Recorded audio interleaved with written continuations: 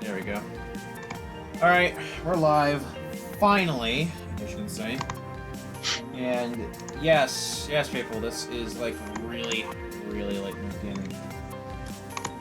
The fights are cold and basically the nights are fucking, I don't know, Pluto. We shall start calling ourselves. We shall start calling ourselves Batman, Nightwing, and Robin. Oh, I'm Robin, obviously. Wait, no, I don't want to be Robin. Oh, time to kill myself then. But yeah.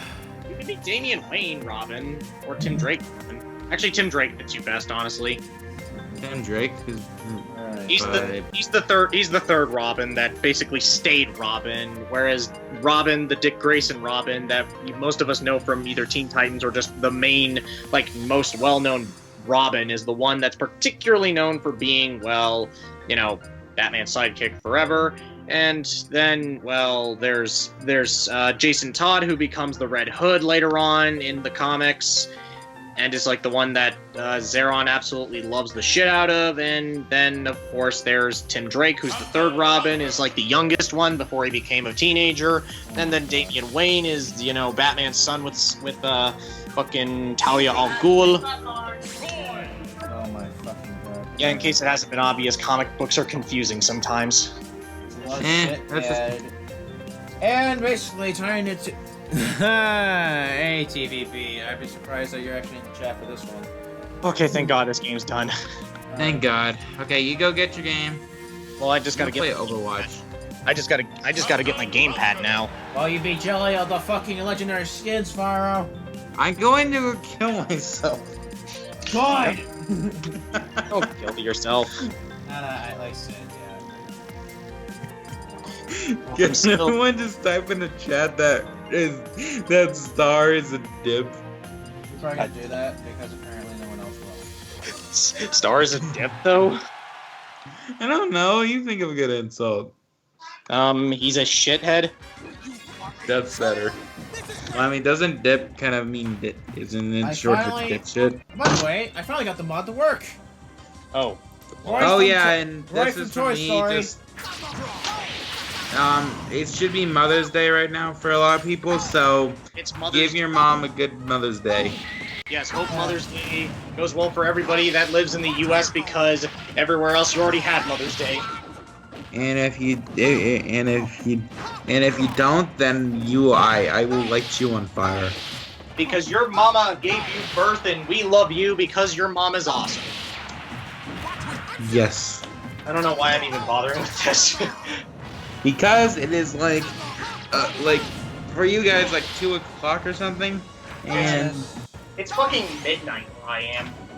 Oh, it's like 11:31 for me. Wow. Okay, yeah, it's 12:31 where I am. You're an hour behind me, Pyro. Not surprised. Good lord. Yeah, I know. Like I said, really. This is the late night gaming that your mom wishes she could be up for. Oh. Okay, so this is a question I'm gonna ask both of you. Which one do you hate facing more?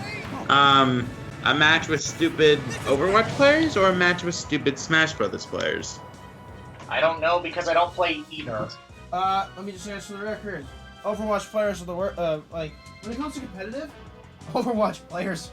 Oh god. It really depends. If they were willing to cooperate on that, and at the very least they're good, awesome. But if they're like really shitty, then that comes as obvious that basically they're way worse when it comes to it. Oh boy. Especially since we're talking about a game that is like, you know, team related, obviously like TF2 or so. Or as we all know, the actual best one, Paladins, am I right? No, just listen, Fyro. No, I can't say that. I mean, isn't Paladins like legitimately a good game though? probably. I just don't really care about it. Fair enough. I mean, just because something rips off something doesn't mean it's bad by any means. Right. By the way, hey, Keyblade Master. Oh, can we add him in the call? I think he is in the chat, but like I said, it's up to him. No, I think he got. Then we. Is he? Sure. Key, can you ask him if he's still in the call? The chat? Go check. For fuck's sakes, mate. I'm in the middle of a match though. Do it anyway! And also, Anthony, Yeah. could you do me a favor? Go look at the stream real quick, because I want to make sure this works. Have a look at the Roy Toy Story mod and listen to the Final Smash. Hold on. I'm trying to fucking sort my games on my shelf right now. Alright. My OCD's kind of kicking in right now. Alright. So, give me a moment. Alright. Just gotta put all my games back where they belong, and I think I'm good. Okay. Now I can listen for a moment. Okay. Okay, he got kicked, so can we add him back? Gotta put all my games back where they belong, and I think I'm good. Okay. Alright, yeah, I hear echo. Sorry, that's me watching the stream. Hold, let me put headphones on for the stream part. Ready then. Hey, look. Ah! Hold on, I can't see it yet. Alright. MP4. Okay, I'll tell you when I'm capable of seeing it. Why is Right Guy always posts so late at night? Unless he just puts the uploads at night because he forgets to do it at day. Do it, Star. Alright. So, for those lucky watchers out there, can I tell them about a certain commentary that there's a trial thing done? Fucking perfect. That is amazing. That is amazing. Alright. Yeah, go ahead, fire off. Okay, so, me, the Keyblade... Wait, hold on, actually, I should hold off on this until I at least get another person's permission to do so. Don't know if they want to keep it a secret or not. What are you talking about? It's a tryout. Okay. It's a tryout! It's a trap! Oh shit! Hide your kids, hide your wife! Hide your kids, hide your wife. I'm not even gonna... Alright, so speaking of mods though, let's bring out that boy. That boy. That boy Greninja. Really That didn't I boy, get... mother. Hold up a minute. That guy was a fucking idiot. Who's a fucking idiot? These nuts. Like you? Wait a minute, what? Made it? Christopher Roberts, whoever the fuck that is. Ready then. Alright, that boy. We have the boy finally. Hey, I'm actually about to get on Star. Alright, awesome. Just, I gotta fucking load it up and get online and set up a room or some shit. And all we need is a Keyblade that is a master, I think. A Keyblade of a master of the Keyblade. I mean, his Kingdom Hearts avatar is King Mickey, so who is a master of the Keyblade in the series canonically, so Done? I guess that makes sense. Yeah. Oh, Ryan had a stream going on. Cool. Yeah. Well, at least we're the secondary option in case people don't want to listen to that mofo. Who's the mofo? Ryan. Also, Bastion! Yeah. Also, by the way, I actually am setting up a room now, by the way. Alright. And I was basically showing off the mod, but yeah, let's do that. Good old Bastion. Damn it! Yep. Fucking Winston. Got killed by a monkey. Well, fuck you, I'm Hanzo. Monkey hug. Anyway, speaking of Overwatch, Am I? Hey. a psychopath. Well, at least you're not a donkey. High-functioning psychopath. I don't know if I can survive tonight, but I'll try my damnedest. That will see. Let's see if I can actually survive this night and actually stay awake and not pass the fuck out. Yeah, if you do, For Glory is always an option, and I'll probably may move the stream to Twitch. Yeah. And speaking of which, I guess the goal Our of tonight is to stay alive. the first match that we're doing is Bastion. Okay. It's mistaken. Oh no, not Bastion. Since you're When playing you as keep Ash, getting too many legendary skins, Star, you are making everyone jealous. since Oh, you're you playing want as, more jealousy? I have the golden gun skin. I have his golden Please gun don't. skin. Look at it. since Look you're at playing it. as, Delivered assaults. since I you're don't playing, even have the link to the stream. since you're playing as Bastion, I'm gonna play as a super fighting robot. Fighting robot. Mega Man! Oh, it's Mega Man, the stupid fighting robot. Yeah, just Hey, Matt. I know. Why? Why would they make Fox drop shipping? 2, 1, get start. Because Fox is a dank meme.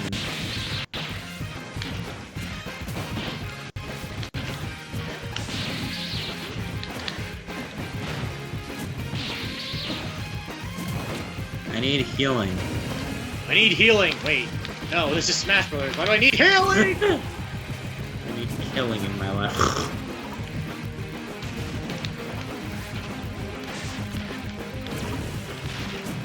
Hey, you guys want to hear a joke?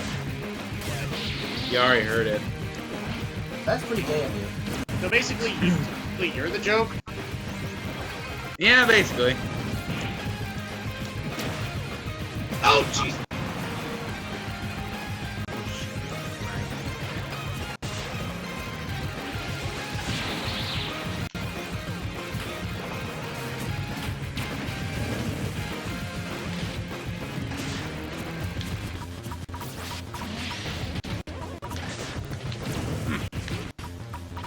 Oh, jeez. Ow.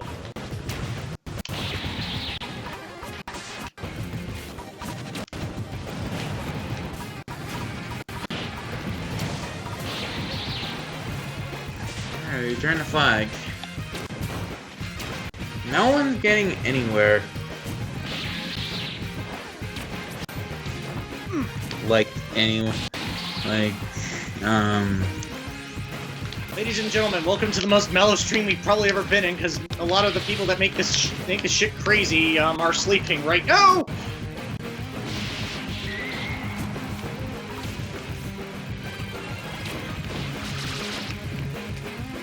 Ow! I am not in my A game right now. damn it. Everyone is dying. I am not in my A game right now. You're in your C game. I'm basically on my game that's basically just, it's adequate and you can do it while you're awake, but you're also not going to be good. Hope I can turn that around, hopefully, later tonight, because goddamn, I don't want to give the people a bad show. Nah, you can just do that by being me. Well, you're also not even playing with us right now because you don't have your Wii U ready. Or do you even... Don't blame me for a broken gamepad. I understand completely. My friend X knows exactly how it goes, but speaking of which, I still need to find a good time for him to show up, considering... I mean, you've been asking for, like, weeks, Star. You've been wanting him to show up, and I'm sorry that he couldn't go. Again, Hey, look, we got a Keyblade Master. Again, it's like, he's got work, and he's also got Mother's Day tomorrow, and, well... I mean, he would possibly be able to face you if you want to, like, do some actual battling tomorrow and shit. Like personal online battles. He's totally open for that, so there's that. Also, hi, Keyblade Master, how are you doing? I'm doing good. That's good. That's good to hear. Just holy cripe almighty, I'm at that moment in time where I start realizing I really need to start rethinking half of my life at this point. I realized that once I watched Miss Kobayashi's Dragon Maid. I realized Now I that have when a I comment made that on live that stream shit. commentary. I've heard a lot of good things about that show, admittedly. Yeah. Kana is the cinnamon roll. Also, I heard that you formed the Kana file. Just to say this for the record, the skin I'm using right now, you can already tell who the person is, so... As long as it's not taunting me with Overwatch skins. No, that's actually one of Scarlet's avatars. And all that. Is it the Black Bark shooter? Yep. Someone actually made that skin. It looks pretty badass. And sorry, when I heard Con, I was just thinking that's Dragon for I Love You right now. Dun, dun, dun, dun, dun, dun, dun, Well, dun, let's put it dun. this way for thoughts on people that release the whole live stream thing. I really, I don't know, it's just, I sort of expected it to be somewhat bad, it's just at the same time, it kind of also made me feel, let's put it this way, rather anxious about the whole ordeal. Like, basically, it's not like I'm afraid about people commentating on me or whatever, it's more so just, you know... The backlash. I guess you could say that. It's not exactly somewhat of a backlash, it's just... I Star felt Joe- like I have disappointed people. Big countering half the time.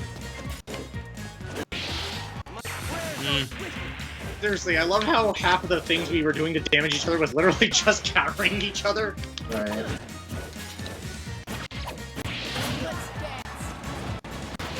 Yeah!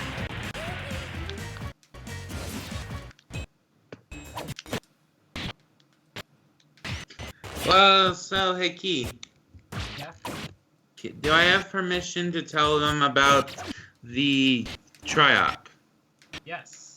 Yes, you do. Ow, ow, ow. Okay, and you might want to do something about your mic. I can barely hear you. Yeah, you're pretty damn quiet right now! Alright, hold on a moment. I'll just exit the call, then come back in. Don't! Alright? What are you, Homer Simpson, Rio? I do it a lot, and that's not the first time I've heard that, by the way. I've been told the Homer Simpson thing a lot through my life. I've been told that for like 2 years of my life. Every time I say "do." No. Don't! Oh. Don't! No. Who wants to do a dough drinking game? Every time I say dough, take a shot. I got water on me, so yeah, let's do that. No, eat a donut. Ooh, jeez. Mm. Dead. that is swords dancing, dude. Yeah. Rio Decade does not know what the fuck he's doing, unfortunately. Also because he's legitimately... Oh, yeah, I don't get tired this early for some reason. Now I am getting tired. Maybe it's because I'm excited for tomorrow. Yes, Mother's Day. Yep. Yeah, I'm excited for tomorrow because Mother's Day and because, well, it's just good to be with my mom and... Freezer! You're playing as Frieza, aren't you? Yep, Golden Frieza. Oh, boy. Yep, this is gonna And now I have diabetes. He looks more like Cooler, in all honesty, if he had the gold skin. To elaborate, by the way, But Cooler is cooler than Frieza. Good lord. He's cooler than you. He's cooler than the freeze. Cooler than anybody coming back. Yeah. Just for context, by the way, Keyblade Master sent pictures of Kana from Miss Kobayashi's Dragon Maid into the chat of people in this call, and it's fucking adorable. She's a Seminole. Just as long as it's not Kana from Fire Emblem Fates. I don't know. I like Kana. I mean, she's okay. It's just Are you talking about the dragon? She's cute. No, They're both. I'm not talking about Corrin, like the daughter, or technically son of Corrin. Yeah, I like Kana. I honestly Kana's okay. It's just I feel that I don't know. I just don't really like a lot of the kid children in that game. Honestly, the children units. I'm one of those weirdos that loves almost all the kids, with the only possible exception being I don't know. Even Rajan I kind of like for some reason. I don't know. I mean, I was never really big a fan of Tharja, but Either was I, really. I wasn't really that big of a fan of Tharja either. I'm not a big fan of Tharja. I'm just saying I don't think she's competently written for Fire Emblem Awakening story. Implying Fire Emblem Fates' story is well written. No, it's a well-written story. It's just for Tharja herself I don't feel is well-written. Oh. And besides, a No, dude, remember, Fire Emblem Awakening is one of my favorite games. Did it. Yeah, I will kill you, because I actually made something. Well, technically, Keyblade helped me out. So thank you on that, dude. But, like, I made we made something for that, and then no one ever commented on that part of the chain. And while like people like Azzy or I think stuff, Masks Reviewer got like even Daniel, 40, like 4 or 5 people on their chains. Yeah, I can't really do. I was thinking of joining the chain at some point. It's just I was kind of really unmotivated to really continue it. Did you at least think of trying to go for mine? I don't even know yours existed, Pyro. I want to die right now. Mostly because I didn't even know you exist. I didn't even know you existed at the time because I only knew about it thanks to Daniel and Azzy. Oh. Mostly because Daniel, being Daniel, doesn't shut the fuck up about her. Well, yeah. Yeah, unfortunately, that is kind of the case.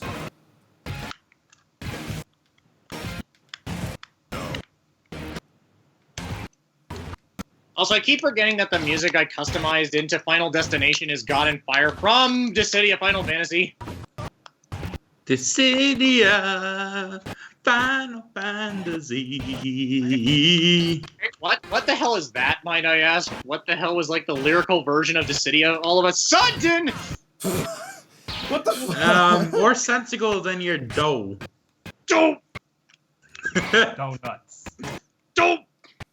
Donuts. Why suddenly the random picture of Blaze in the chat, Pyro? Because I don't know. It was the only thing. It was the first thing that got pulled up. Apparently, this presentation sucks. Like, I can barely see the game. The sound is shitey. I don't know if this person is being, like, legitimate or not. It is an NES Mario, dude. And yes, I apologize for the fact that, likewise, Elgato likes to shit on you or whatever, so...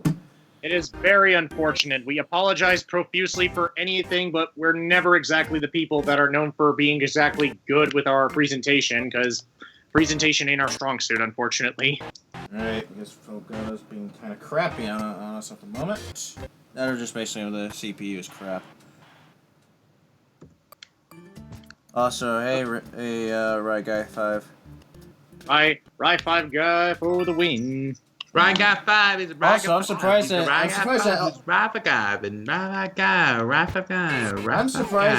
Lorenzo is here of all people. Wait, what? No, I'm just surprised the fact he's actually up on the stage. Oh, hey, It's Lorenzo. He Hey guys, finally- can I say something? What is it? Lorenzo, your waifu is garbage. Oh shit! Son. Are you- I mean, that's like that's like the most common thing you could ever tell someone, honestly. Fine. Yu-Gi-Oh Hey, is a trash Karome, anime. if you're out there, your waifus are shit. The All of shit, them. Then again, I have to be the sensible one who legitimately just thinks, you can have whatever opinion you want, because honestly, that's just what being human's all about. Well, I mean, the common joke is Karome's waifus are shit. And trying to force other people into having the same opinions as you, or shaming others for having a different opinion, is never fun. Ever. Of course, it's a bullshit practice. Why do you think I try to be the person who wants to start a review series, literally called Confrontations with Geekdom, which is supposed to be a review series that focuses on stuff that most people are pretty divisive on, while also giving my own personal opinion on it. And trying to prove why both sides are correct in some state or form, because, that's the thing. Everyone has a reason for thinking the way they do. Also because Confrontations with Geekdom sounds like a cool name for a review show. Is that where, like, is that actually a lyrical version of Dissidia's, like, final version of the Final Fantasy theme? Like the Dissidia fighting game, like Massive Explosion with the lyrics. Oh, okay. So.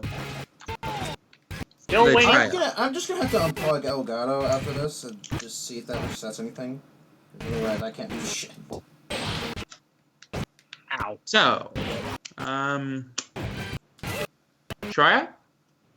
Oh, yeah, the tryout. So, Wait, okay. So, the Keyblade Master, Shadow XX25, and I are planning to do a try-up on the one by the name of Blaster Zone Boy. yes. I'll send the link in the... I'll send the link in the chat. So essentially, Blaster Sound Boy did a commentary with himself, but pretending that other self is Mew. Hey Zeron. Oh, hey, they're on. They're on your back. So he essentially did a co-op with himself on Brooke and Manga Comments disowned co-op commentary on Discounts, who did a halfway co-op, halfway not co-op on Pokemon list. They're on. What the hell, dude? I'm awake. What?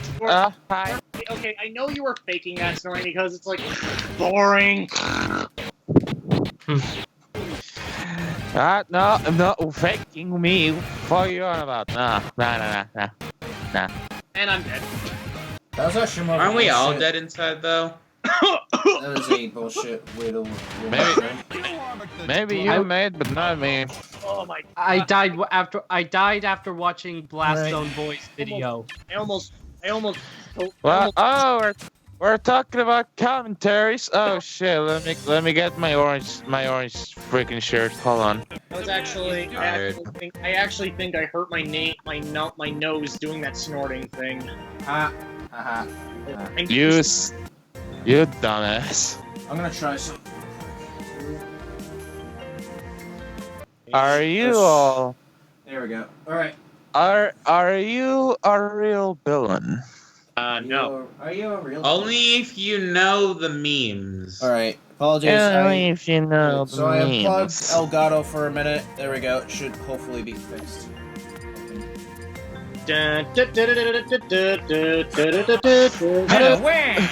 Those are the actual memes that anyone Guys, should be looking it's for. Metal Wing. Oh shit! No, seriously. Did you? No, it's Wario that's on the face, not Waluigi. Waluigi's better than I agree, but at the same time, we gotta know it's Meta. Let's go. Earn the why. This is it. Okay, I think it's fixed. Yeah, I hope. Okay, Is the stream on even? it is on. It is. Just because we're gonna be having a Meta Knight Wario fighting against Samus of all people. Meta Knight Wario. That's a funny one. And also, wow, what the hell happened here? Yeah, I have What no the idea. hell happened, Star? I don't know. Fucking froze. That's a And for first. some reason, the game stopped. The fuck? Yeah. Okay, so I guess Meadowland doesn't work. What? Poor Star. That He is- had to, what a he had to great- live with the terrifying memory of his entire family eating graham crackers. Wait a minute. Did your Wii U fucking freeze? Yep, it did. That's wow. Yeah, I know. Pain in the ass. That's fucking horrible. Yeah, I fucking know that. That was. Hold on, Yep. I gotta get a picture to represent this situation. And No, unfortunately, I no one's already gonna. did. And unfortunately, no let's one's see gonna. it. Key. Unfortunately, the audience isn't gonna see it. So fuck. It's okay, audience. I'll tell you what the image is. It's I was porn. only waiting for the picture, and I'm just gonna get offline for a bit, just because. Hiya, ha! Alright. Alright, but yeah, I'm getting back on. I'm just gonna You Just- are? see if I can get some calmer music on my menu. Cool. I guess while you're doing that, I'm just gonna actually Oh fuck. There. I'll just get my modding set up and maybe play some 4M. And the picture is up. Okay, the picture is of Kana Esta Triste. Kinda is sad. What does that You even? make Kana sad? Is that really what it means? Yes. You're talking to a Mexican, of course. I know what the fuck I'm talking Hey about. guys, I'm playing Overwatch. Anyone who is named Renegade Master, learn telling you, reminding you of the Twitter memes. Oh, by the way, When Alright. top 5 butts, Renegade Master. hey, Fyro, you wanna know something? What? I I essentially have Reaper as Falco. Nice. It makes sense. Yeah, actually, the skin actually looks pretty cool. That was the skin I was using to fight you, Anthony. Huh? That was the skin I was using to fight you. I actually used a basically like a Falco skinned as Reaper. I'm setting up a room. Ready then. So, do you guys want to continue talking about that tryout that we were talking about? I mean, if you want to go ahead and do that, sure. I don't know. Well, you forced him to be having fun, so I think I'm just gonna go. Bye. You're gonna Night, die. Zeron. Okay, Zeron. Night, Zeron. And then we have a Zeron who died. You mean a drunk Mexican that basically had made things exciting? Yeah, true. Alright. Holy shit, they're swarming the fucking objective. Like, They're fuck swarming the me. objective. They're swarming the objective. Stop What are them. you, a fucking TF2 mean? 37. Alright. My girlfriend sucked 37 in a row. I just hear that correctly. Did you just say there's no dicks? It's a Clerks reference. Oh my god. Clarks? Yeah, like the awesome. It's a really funny movie that people need to watch. By the way, Ek won't be joining in the call, but he can join in the fights. Who? X. Oh, awesome. Fucking- So you'll fight him, Finally have this shit on the road. even though he can't exactly join the call because, well, parents. Oh yeah, I also forgot something. I can finally change my name back to, or at least my nickname to one name. Okay. Also, Alright, Doctor so, Who! Alright, so, anyways, going back on topic to the try-up, yeah, basically, we're commenting on a guy named Blastomboy who made a commentary... Blasterzone who made a commentary on manga and Annabeth Wright's Disowned Co-op, which is on Discount, and someone else's co-op commentary on Mystic Umbreon's top 5 beautiful Pokemon. Cool. Yeah, and let me tell you, audio balance, just audio Oh yeah, balance. and padding. Padding.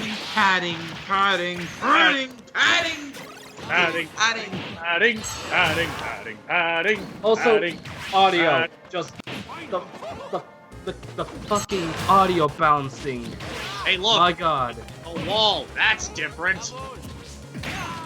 Hey guys, you might have, for all the padding in this video, I want to put me in a padded cell room. Please. Suffering. I screwed you over so badly there, Star. Yep, good. That's right. And he uses bandana Waddle Dee. Oh, that's just bad. Well, I mean, it's not the worst thing out there. You have to, I mean, come on, that's breaking the bro code. No, right? I'm the one with the bro code one around here. I just like making the, I just like that joke from Quarter Guy's top 10 Kirby Power-Ups Redux, where he came up with the bandana Waddle Dee bro code. Which is absolutely perfect, by the way. Yo. Hey guys, it's the bro code. Bro code. Bro code? Wait, Bro code. oh my god, Keyblade. Yeah? Was that you who said that? Yes, of course that was him. Oh my gosh, he sounds so damn much like Quarter Guy. Wait, really? Yeah, say bro code like that. You Bro kinda- code. Yeah, you Yes, have, he does. you have a very similar inflection is basically what it is. Dang, I mean, I hear Quarter Guy when I heard him do that. Yeah, just again the power of very similar inflections. Yes. I'm making a strong comeback, Anthony.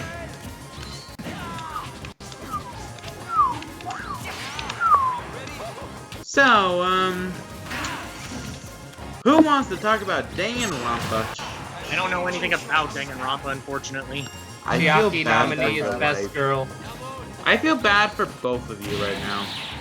Well, just I don't know. Danganronpa is really not a series that interests me, honestly, because the games themselves, I never really found much interest in, like, the gameplay part of it. I mean, the stories are probably good and all, but honestly, right now, it's just not something I'm into right now. Hell, I'm struggling to play Phoenix Wright of all things, and I like Phoenix Wright. I don't even like Phoenix Wright that much, though. Yeah, but it's like the closest I can compare to, considering the visual novel investigation shit. Hell, it's making me worried if I won't like Professor Layton gameplay-wise or not. But I don't want to say because I like Professor Layton.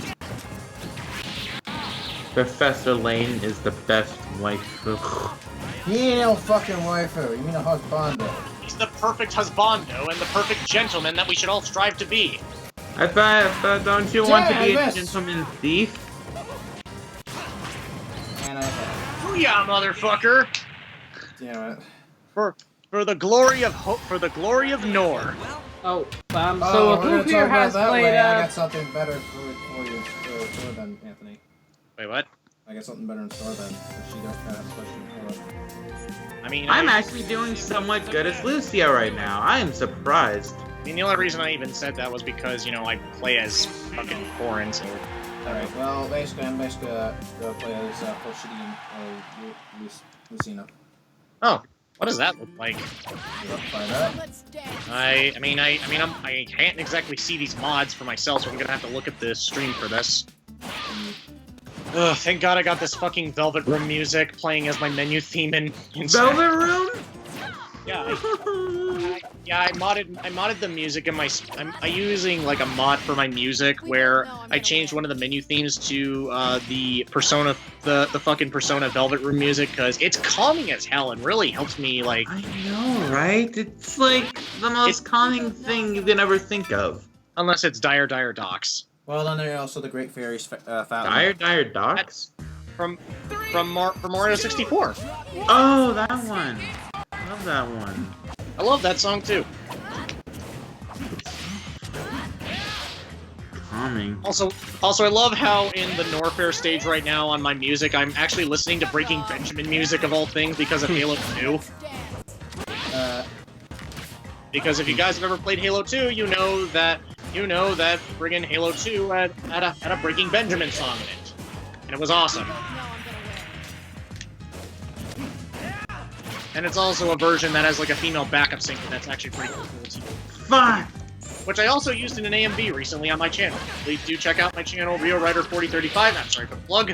Ow. Plug. Stop it! That's what I get for plugging myself, everybody.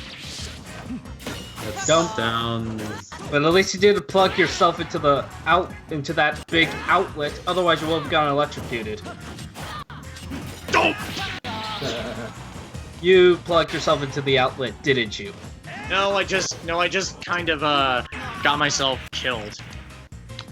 See, Yeah. this is what happens when you plug yourself into the big outlet. As you go like your heart every gonna go killing myself, yes sirree. Be the plug I wasn't supposed to go in. You're a dipshit. Tower and shit. I still can't get over Dutch's version of that, which is "You're a faggot." Your heart everything. Gonna go on to them all the time. Gonna go to them all of the time. You are a faggot. No, it's actually "You're." Yes. Yes. I don't know, just the fucking concept of. I wish I could sing it easier, because right now I can't really understand this shit. Well, Shitty and Lucina won that match. Holy shit. And now I understand why she's called Hoshidi and Lucina. She looks a little bit like Lucina dressing up as Hinoka, except for the hair. Okay, I can just tell Daniel's probably getting something somewhere. Also. Ha. It's Dunban. Dunban! Danielson, why are you doing this? Oh, also X is now joining in the fight. Yay. So now you get to see a purple rat with a horn on his head join in on the fights. Ready then. Although whatever he's playing as, we shall see. I like Dunban's skin actually. Holy shit, that's pretty good. Dunban's a really good character in Xenoblade Chronicles. No, seriously, the fucking skin looks pretty good, man. Oh yeah, definitely. That looks fucking cool. Hey guys, can I ask you a question? Well, this is out of place. I'm playing as Robin, you're playing as Dunban on Mars, and he's playing as fucking Sonic. Alright, so, who here has seen Love Live? I have not. Are you gonna bring him another timing? No. Honk. Although the hunk is trash. I don't, wait, what? The hunk is trash. Wait, what about the Hulk? The hunk. The hunk. Hunk? Who's the hunk? Words. I'll show you a hunk.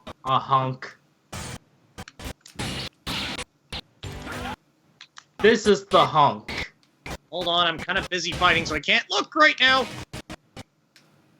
Alright, anyways, who here has seen Love Live Sunshine? I have not. I haven't seen Love Live anything.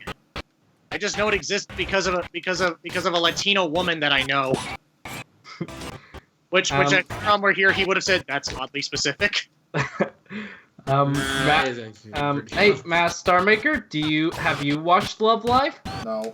Why the fuck would you ask me about this? Yeah, you think of all people, I would be the one who's seen Love Live, but nope. Oh shit. That anime is the best anime that animated anime, you anime man. Anime logic beats everything. I know, right? Yeah. Oh! Ah! Ah!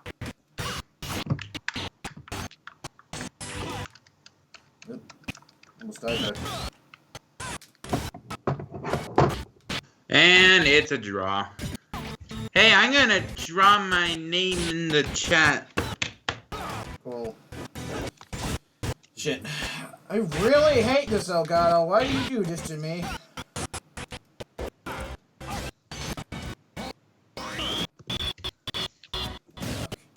Thought I could counter it. Yeah. Unfortunately for you, I'm too good for you! Hey, thanks for the Nosferatu chance. So, Keela.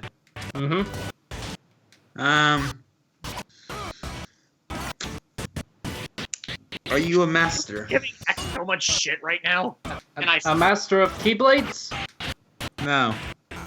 A master of stealing Pin Luigi? Hey, Luigi. Hey, Luigi? Hey, Luigi. What? Let me here, didn't ya? Well, now I'm here. Fuck you want? Oh, hey, Zeron. Mm-hmm. Have you seen Love Live? I know of it, and I know some of the stuff that happens in it, but I have not seen it. Why you ask? Oh, I was trying to, like, ask you if you've seen Love Live, and then I was going to ask you, have you seen Love Live Sunshine, and then I was going to ask you, which one is better? Which again, none of us have seen Live, and that's the unfortunate thing. I'll hopefully watch it at some point, but then again, I'm also the person that's been needing to watch The Vision of Escaflowne. Well, I've been a person who's been needing to watch Kill la Kill, Cowboy Bebop, JoJo's Bizarre Adventure. Should I go down the list? Let's see, I still need to watch Cardcaptor Sakura, Guyver, the Bio-Boosted Armor, Death Note, X 1999. No. I think Dash is gonna go like, you haven't seen Death Note? Well, I have the DVD. He knows that he hasn't watched it. Like, Well, you yeah. know, Well, and honestly, I kind of doubt that Dash would give that much of a shit. No, I'll watch it. It's just, again, I gotta get to it. Again, just so far, at this point, I've also got Tokyo Babylon, Angelic Layer, Holic, You have a lot of shit to watch, and also, Dark Chronicles, the Fate series, Cabaneri the Iron Fortress, Gankutsuo, the Count of Monte Cristo, My Hero Academia, Tokyo Ghoul, Hajime no Ippo, Elfen Lied, Noragami, Your Lie in April, Nisekoi, Uta no Prince-sama. There's a lot of shows I need to watch. Same. Like, I haven't seen JoJo Bizarre's Adventure. Neither have I. It's pretty shit, to be perfectly honest. Aaron, care to tell us how you actually feel before I have to rip your ear off again? Fine. Besides, you've already stated again in other calls that you don't hate the series, but you don't think it's that great either. It's called. Yeah. It's like, do you really feel like it's that kind of time? I just like triggering people to. There's Anthony. I don't think you understand. There's this one thing I like to do that is called just start up a fight for the sake of starting up a fight. Yeah, except you ain't pink, so it's kind of hard for me to really care about you, because so what? I'm still a rock star. I got my rock moves, and I don't need you. I mean, like, what if he honestly said that he didn't like JoJo? Yeah, who gives a shit? you know, not liking things is the most common thing ever in existence. Well, I mean, like calling Love Live a trash anime move? So. Seriously, I'm more surprised I actually like things nowadays because I hear nothing but vitriol and hate for things. Anthony, allow me to step in for a couple of seconds. Here's the thing, right? You can like and dislike whatever the fuck you want. Nobody cares, okay? Like, if you wanna, like, just go ahead and say, I like getting fucking sausages fucking shoved up my ass, like, go ahead and say it, dude. It's by all means, it's your fucking deal. But if you expect, like, people to take your opinion, like, too hard, for starters, you have a really big fucking image of you, don't you? Secondly, this is the internet. Everybody has an opinion on everything, apparently.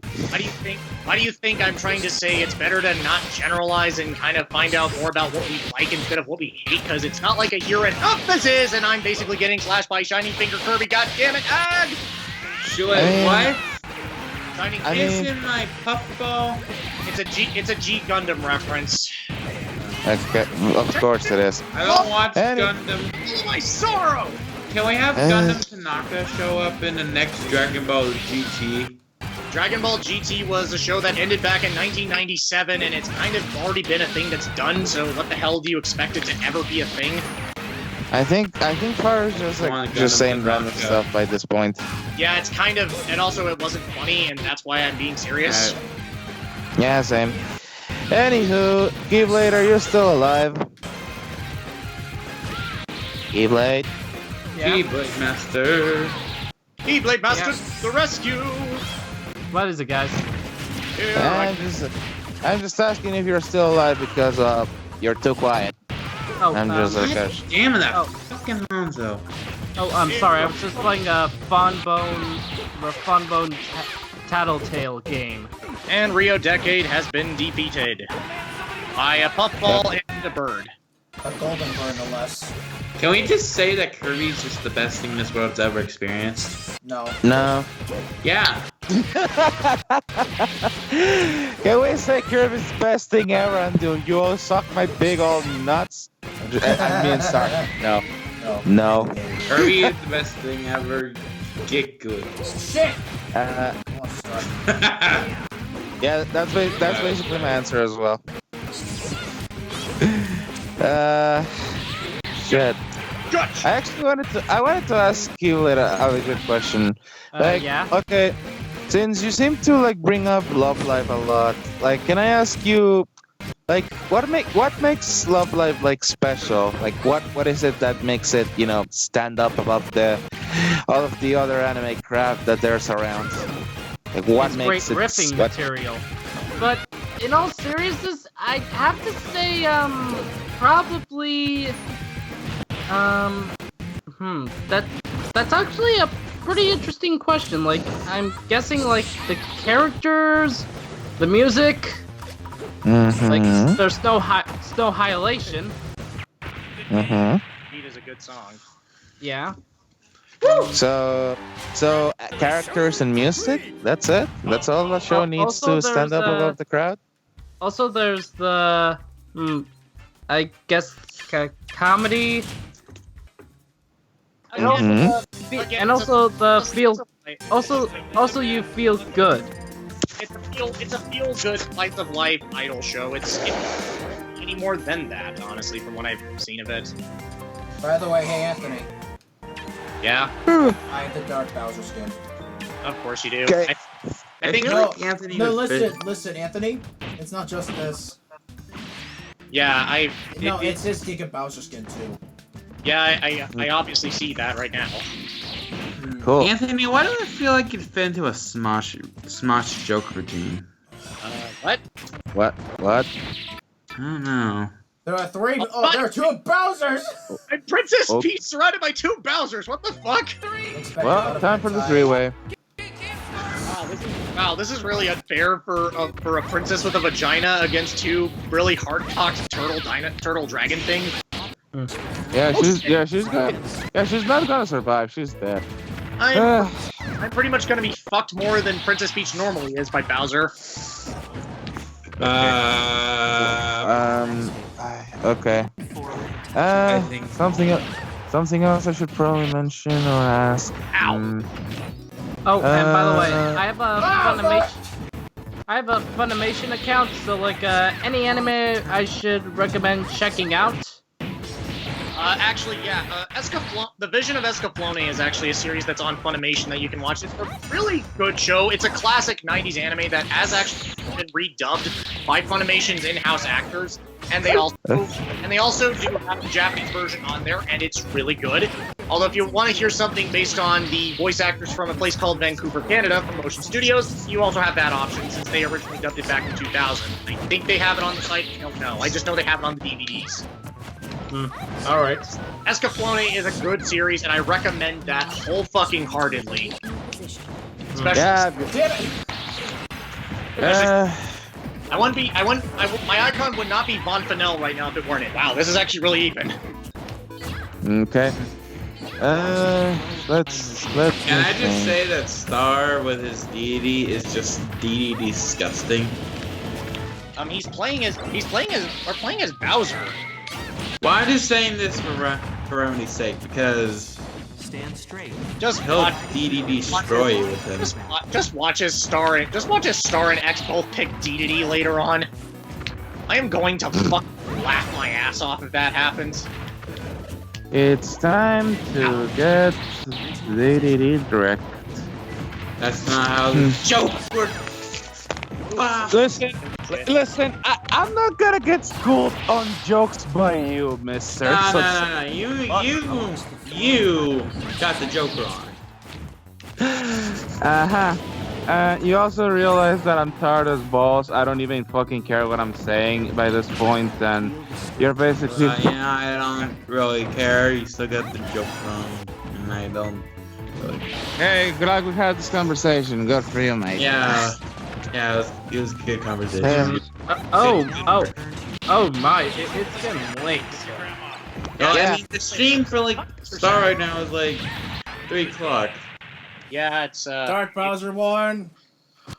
Congratulations, mate. It's getting late. I should probably be asleep, but so apparently somebody decided to call me in this place by calling me a faggot. So What?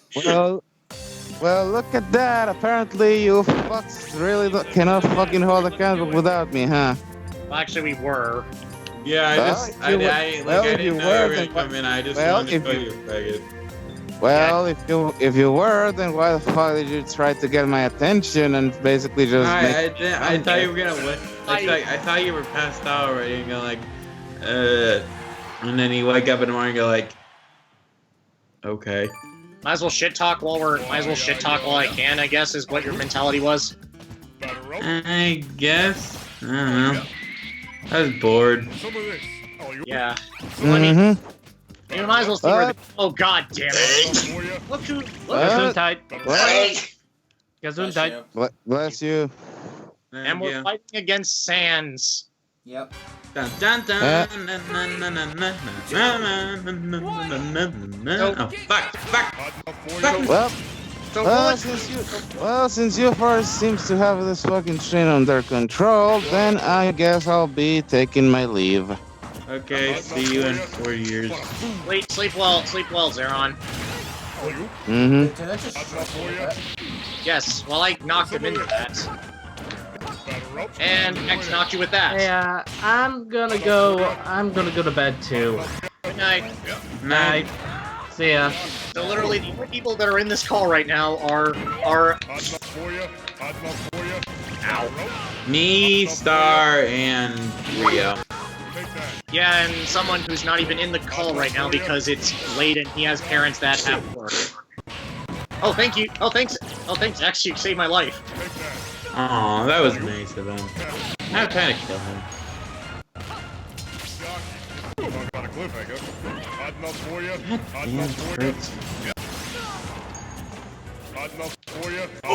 I got knocked so hard.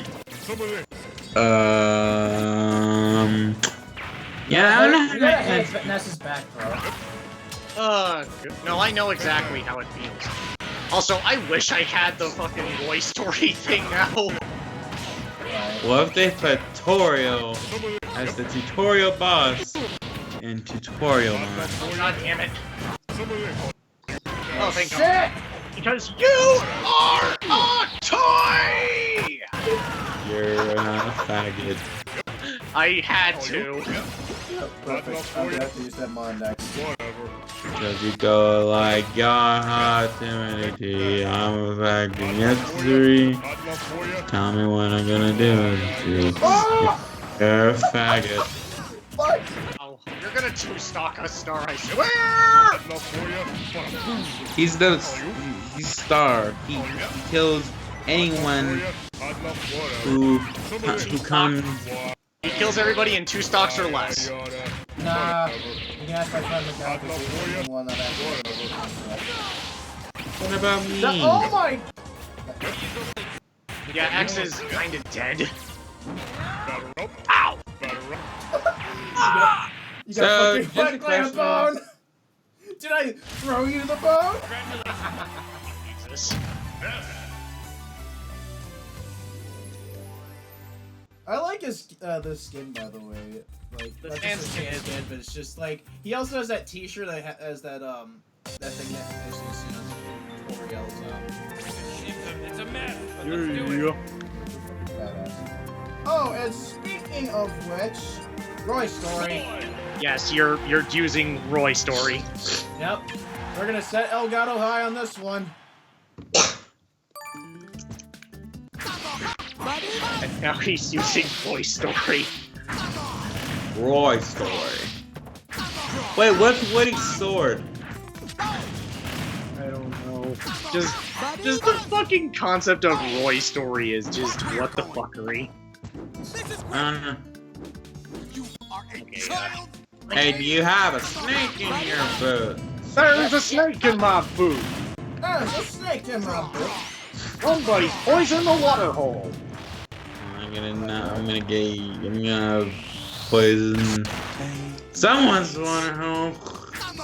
Yeah, the joke is water hole means vagina. Oh my god. Someone's poisoned the water. My vagina! Well, I'm gonna. Okay, here's how you combine them. I'm gonna use the snake in my boot to poison the water hole. My god! That's fucking what?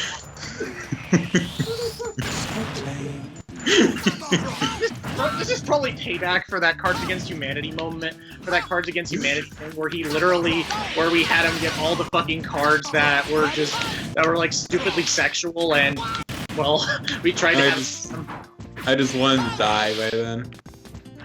Yeah, because you're a faggot. Nah, cause I am not a faggot. Yeah, you are. Except Okay. actually, I don't know. A real man knows that they can say shit like that. And I don't know. I don't know. Just I'm not up to the idea of getting the sexual cards over and over and over and over and making me want to die. well, fuck you too. You get him. Yeah. Wait, what? First of all, dude, if you're going to say that, then I at least want to be taken to dinner first.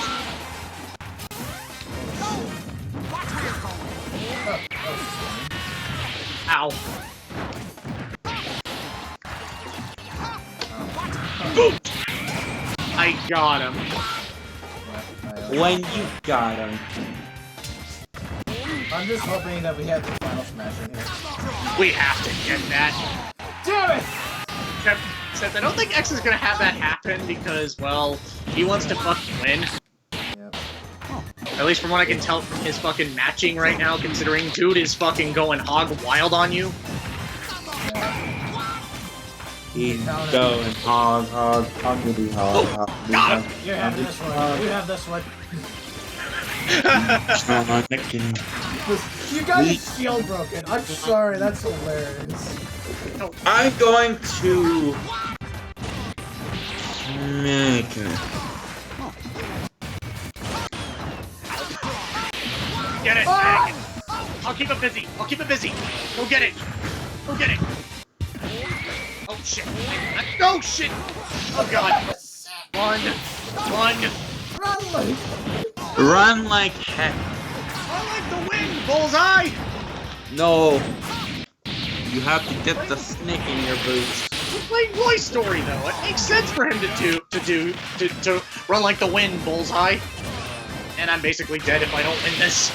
You know what, Star? I'm questioning. Do you have either one of those quotes in Roy's stories, voice lines? What? The snake in your boots or the water hole? I really wish that was in there. I am disappointed. I have a right to be disappointed right now. Dude, yeah. I always have it right. No. No, you don't. Yeah, I do. He's just drunk. Oh, hey, Iggy. Crazy ass teacher. I fucking won that one. Alright, I'm going to play Overwatch Story again. With the fucking Final I Smash. believe that I And my phone died. This phone is garbage. Like, So I cannot Like wow. your Falco plays? I can't believe Excuse me, sir. That is incorrect. I'll have you know that I basically have like a good amount of wins as Falco while I beat your sorry ass. Okay, you only get like 2 wins with him. You sure about that, boy? Yeah. No. What, you want to 1v1 me tomorrow? Sorry, man. I'm gonna wait for you tomorrow. Oh, okay. It's Mother's Day. Oh, No, yeah. it's not- actually, no. It's not just about Mother's Day. That's the sad part. I actually focus on my school. That too. Oh. That most importantly, though. But yes, Happy Mother's Day, by the way. Enjoy the fact that Damn damn should you feel appreciated for being born because of her. And because your dad couldn't keep it in his pants. What if the mom was okay with it? With him not keeping it in his pants? That's what we call consent. Ah. Oh shit.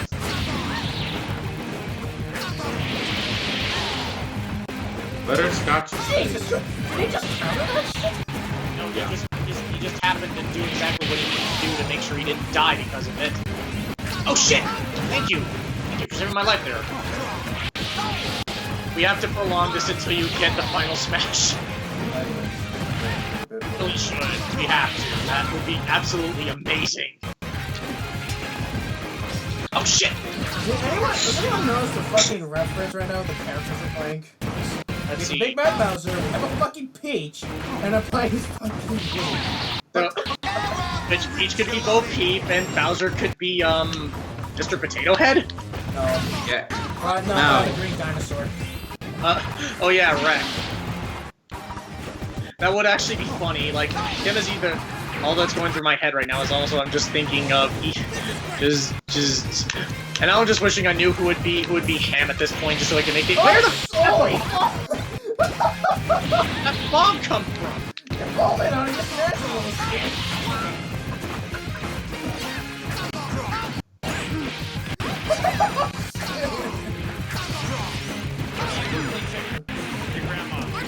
Oh shit!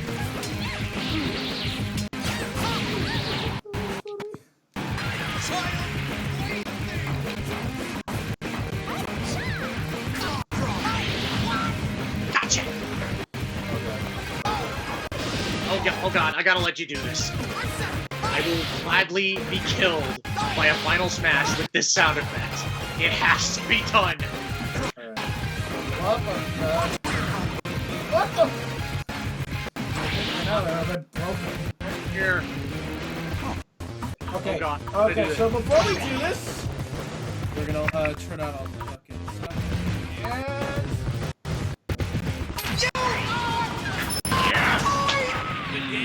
Yes! Oh shit. Congratulations. It was too glorious to not do. Alright, fixing sound again. There we go.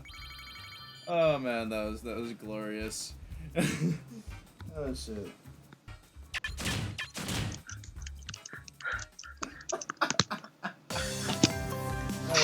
Woo! That was amazing. Let's do it. Oh god, that was some hype gameplay there. Ooh, Captain 76 is Oh come on, the other 76 got the There's PLTG. a Fox Soldier 76 skin, and there's a Captain Falcon 76 skin too. Cat, Show me a move, show me a move, show me a move. No, you got no words for it, Pyro? You should have no words for it. No words. well, you know, I do have words for it. Fuck Again, those mod creators. I think you're a toy is what we Did need. you just say that? Wow. I guess you are insensitive to the mod creators, you fucking mod homophobe. No, I'm Joe. No, you know why I say that? You jelly. Yeah, because Why? oh my god, they have the best skills. That and Also, that dude. I think I'm just gonna say this right now. I think Sonic got the best view up Daisy's skirt. What? I did the kicking, like the upskirt kick thing that Peach does as Daisy, and X just happened to be right in front to see Daisy snatch like this was Basic Instinct or some shit. Seriously though, there's an actual Captain Falcon and 76 skin for them for Fox. That's just too perfect. It's hard to pull off perfection like that. It's the best thing since making. Actually, what's a good comparison? It's the best thing since having a Tokyo Mirage Sessions prom skin over Cena ever.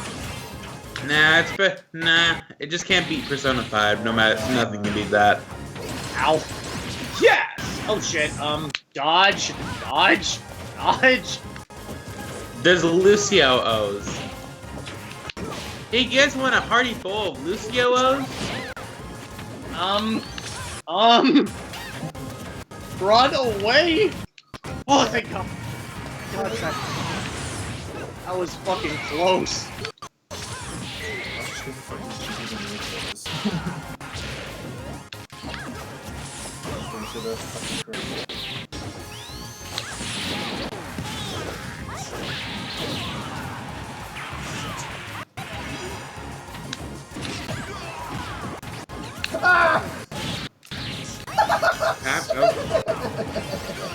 Just the fact that X is getting it constantly. Yeah, he just got comboed. I can't believe I actually got the flag like that. Holy fuck.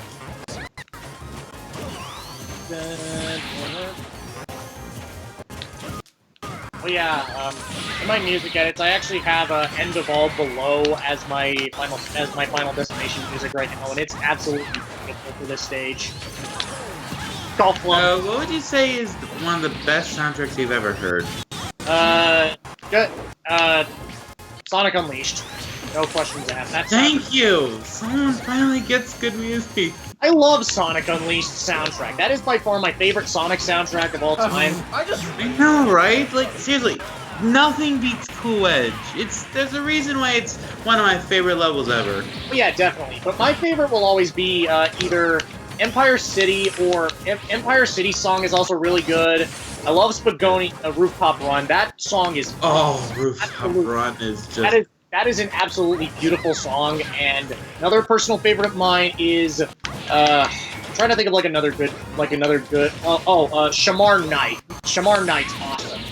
Can I just say, in general, I love the nighttime music other than the battle music? Okay, so what song are you about to say that you didn't really care for in the night stages? The battle music. Like, you know that one that plays every time you enter a battle, it goes like...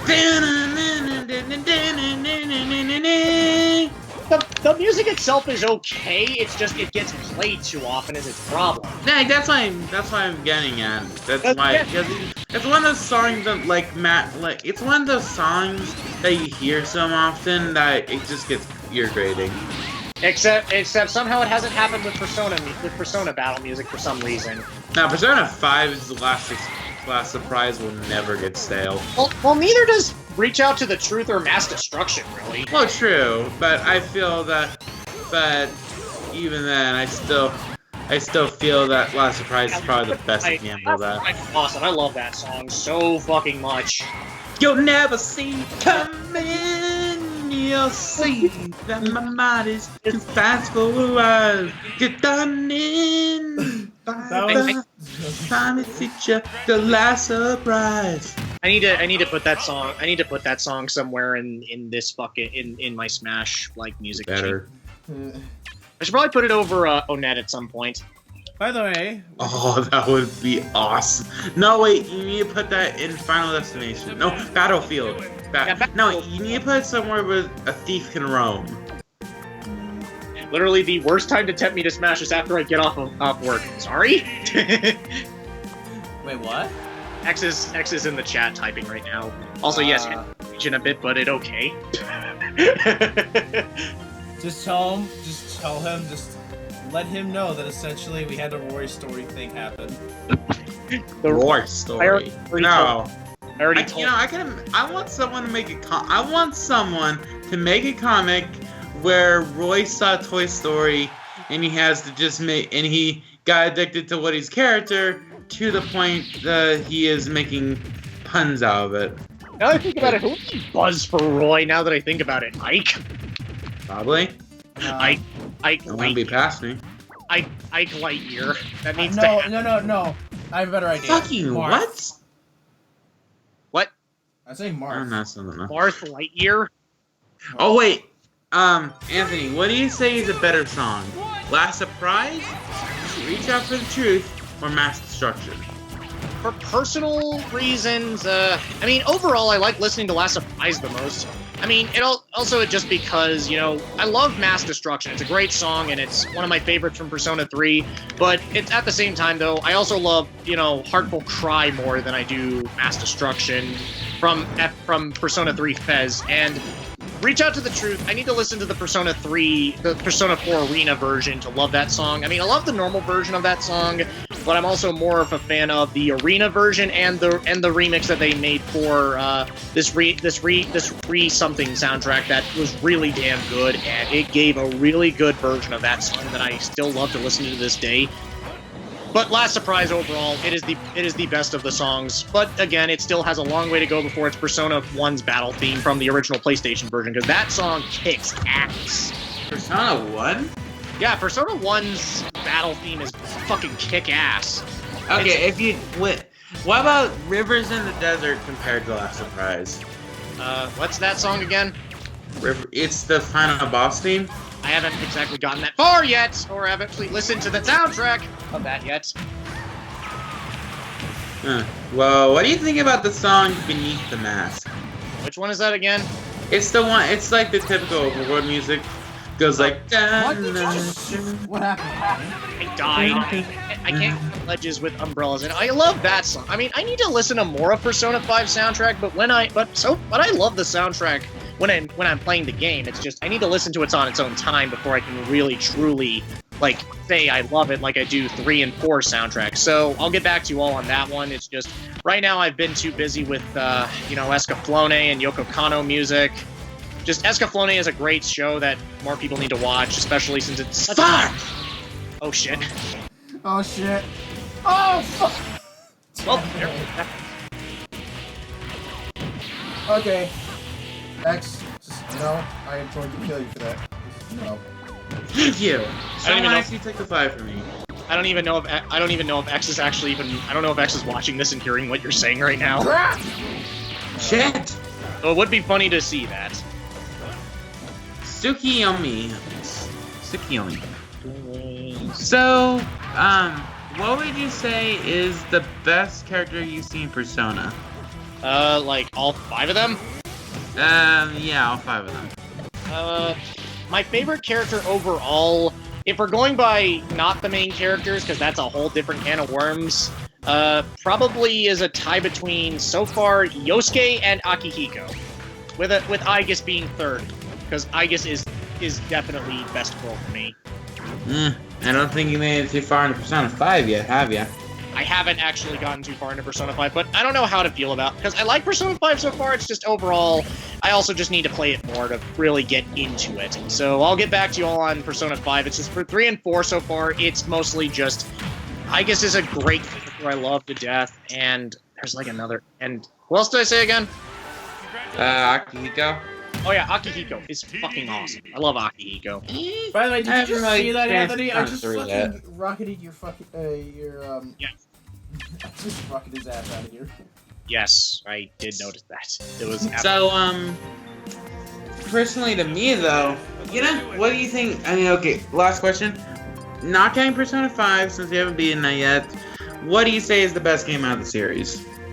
Gameplay-wise, 4. Story-wise, 3. Oh, of course, that's the main general idea of it.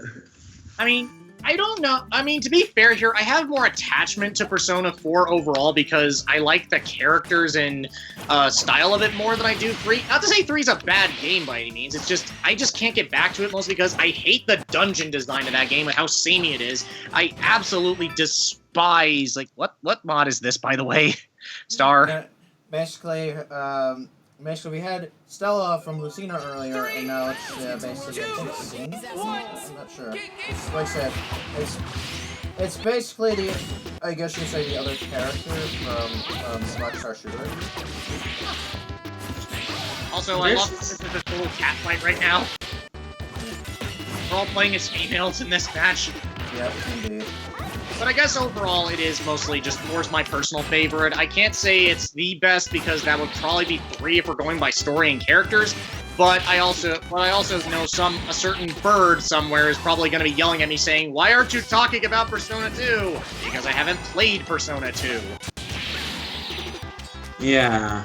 So hey, I got 3, I just haven't really wanted to play it lately. It's mainly because I've been playing Persona 5, and from the 2 games in the series I played, well, main series games I played, Persona 4 and 5, which technically the spin-off since, you know, Persona franchise in general is... Yeah, but it's kind of its own franchise at this point, so better to just kind of count it as its own thing at this point.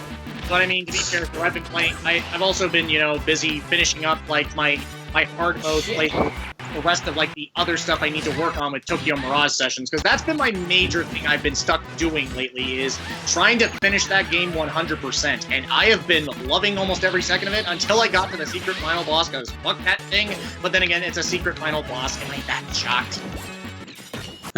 And, well, to me, though, I think Persona 5 is probably the best game in, well, in general, Shin Megami Tensei.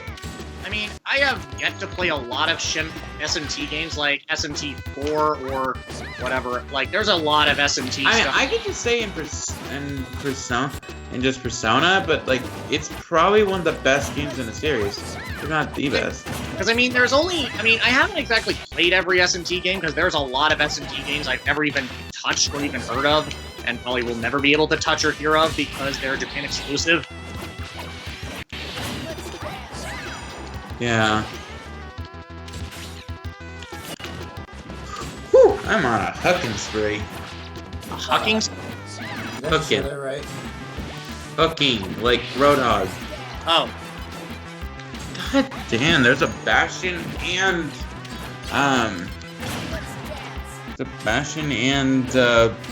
Torbjorn turret.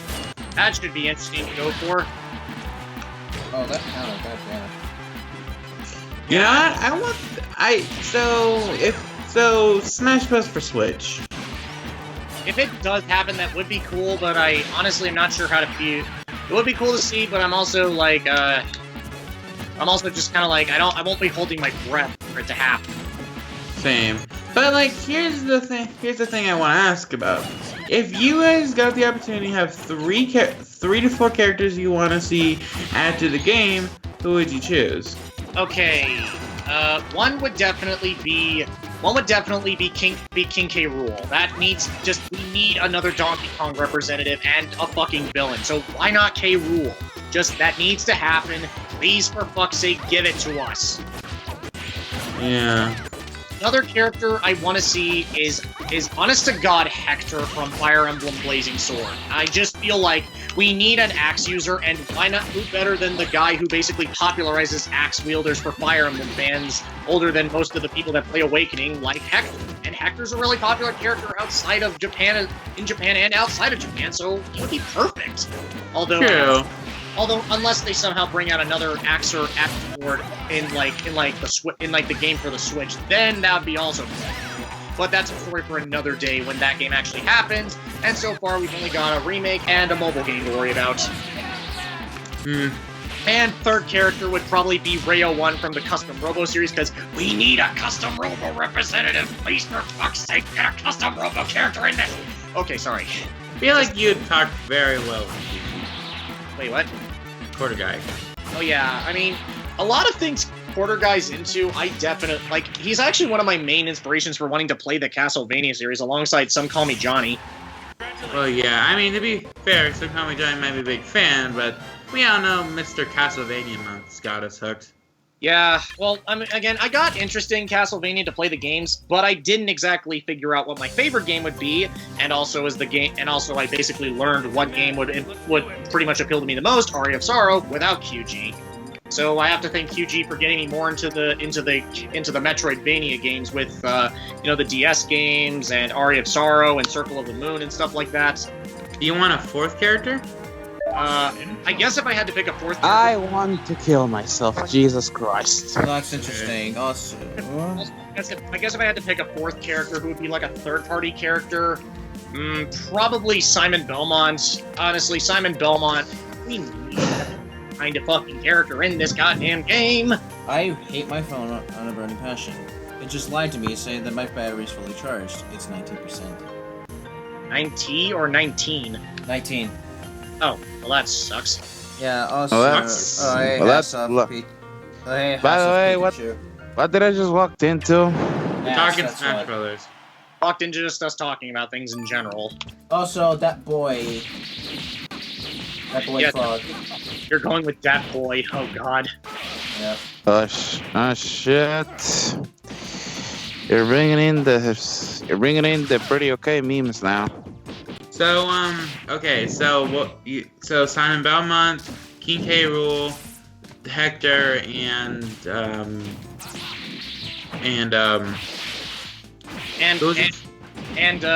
let's see, Rail 1 from Custom oh Robo. yeah, Ray 1, yeah. Yeah, Rail 1 from Custom Robo, specifically the GameCube version, because the GameCube Custom Robo needs more fucking attention. No, I'm honest to God to the point where I'm just like, I just want to fucking fan dub that whole fucking game at this point, just to give people something to watch with that game. Yeah, I'm in. You should. That's a pretty nice way of getting people to know about this dark, obscure game that you know and love. Yeah, so exactly. perhaps, yeah, dude, fucking go for it. In fact, if you need help dubbing that shit, hit me Yeah, up. I can join in too if you want me to. Yes. In fact, I've been actually wanting to ask if you wanted to join in on voice acting in a lot of the stuff I do, Pyro. Really? Because I think you could actually be pretty good. I'm always needing more actors, especially with different types of ranges, and I haven't exactly had a younger male actor outside of myself and probably Zeron and Star and Daniel and those. But then again, I can also try. I don't have many young male actors aside from myself. I'm myself, Saron, Star, Sharp, and Daniel. Basically every. Even almost then, every one of your I'd actors. really debate that Star and Daniel don't really pull that off as well. Yeah, you're much younger sounding. That's kind of the major thing, is that you have a much lighter voice, which is thankfully something that could work well for like. And I can't do it with fucking Sans. Yeah, that's kind of why you're not exactly good with deeper voices, but I can tell you're probably better with lighter voices. Like I'm obviously like the young generic male anime voice actor. Like if you just put me in the same room with like Yuri Lowenthal, Bryce Papenbrook, and Johnny Young Bosch, you would probably get like my average range of sounds. Alright. Seriously, my voice acting is pretty much comparable to Yuri Lowenthal, to the point where I'm honestly wondering what the fuck exactly people might think of my voice otherwise. And Bryce Papenbrook, just because he's like the generic anime boy voice. Okay. Well, because he's known for voicing like Kirito, Eren Yeager, who else? Ren Okamura from Blue Exorcist, Henry from shit. King. Although that's a little that's a little out there, considering he's playing a crazed maniac who's about being a masochist. Hey, Rio. Yeah. Can I ask you a question? Yeah. If you want me to come along with you for a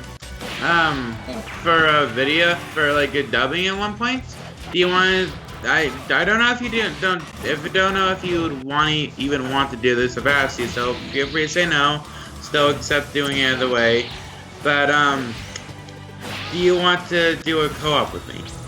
Well, I mean, I'm not a commentator, but I'm not against at least doing one in my life. So I mean, I'm okay with at least doing one in my life, because yeah, like I'm not gonna like, hey, I want you to do like 80 million. Oh, trust me, understand. If I have the right to say no to whatever I don't want to do, so literally I can do one, and I will help you out with it if I can.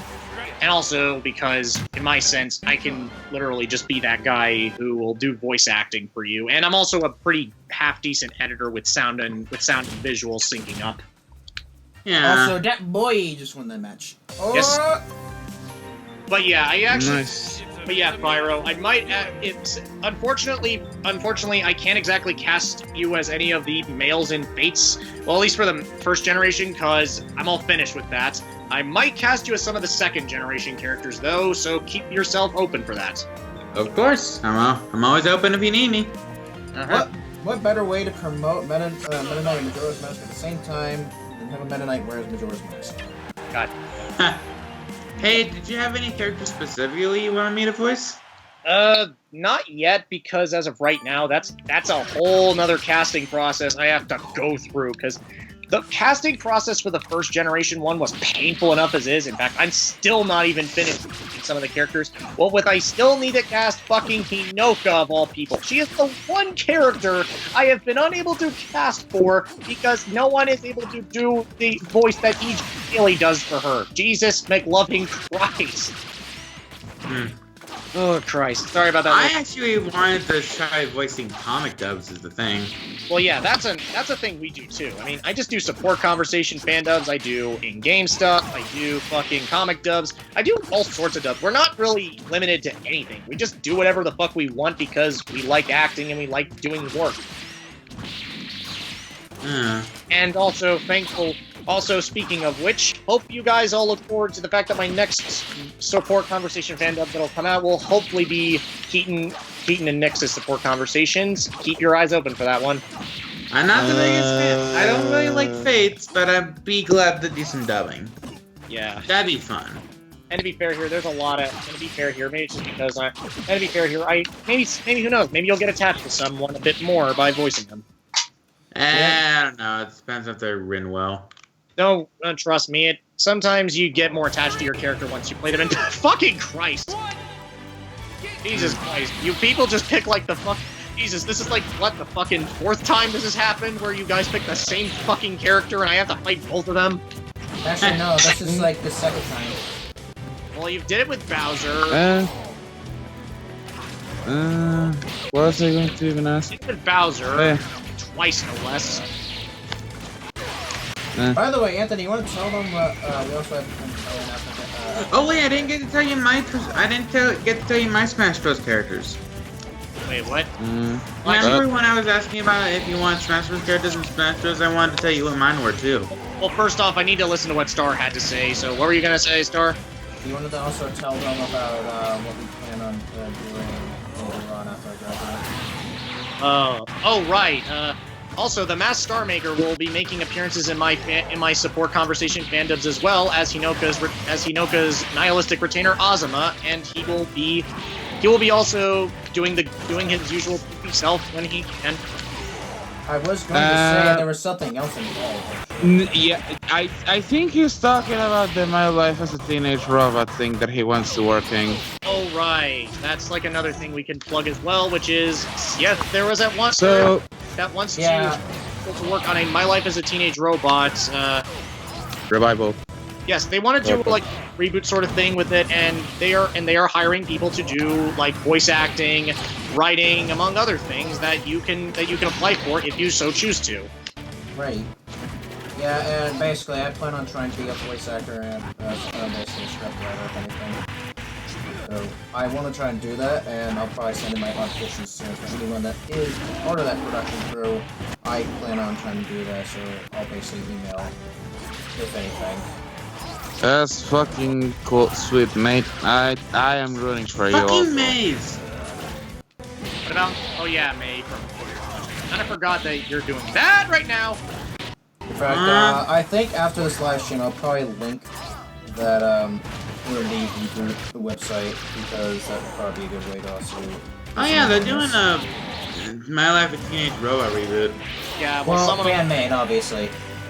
Yeah, fan-made. And that's why. No, I did the Shogun can. Because it got low ratings because basically it went through the same problem that Firefly went through on Fox.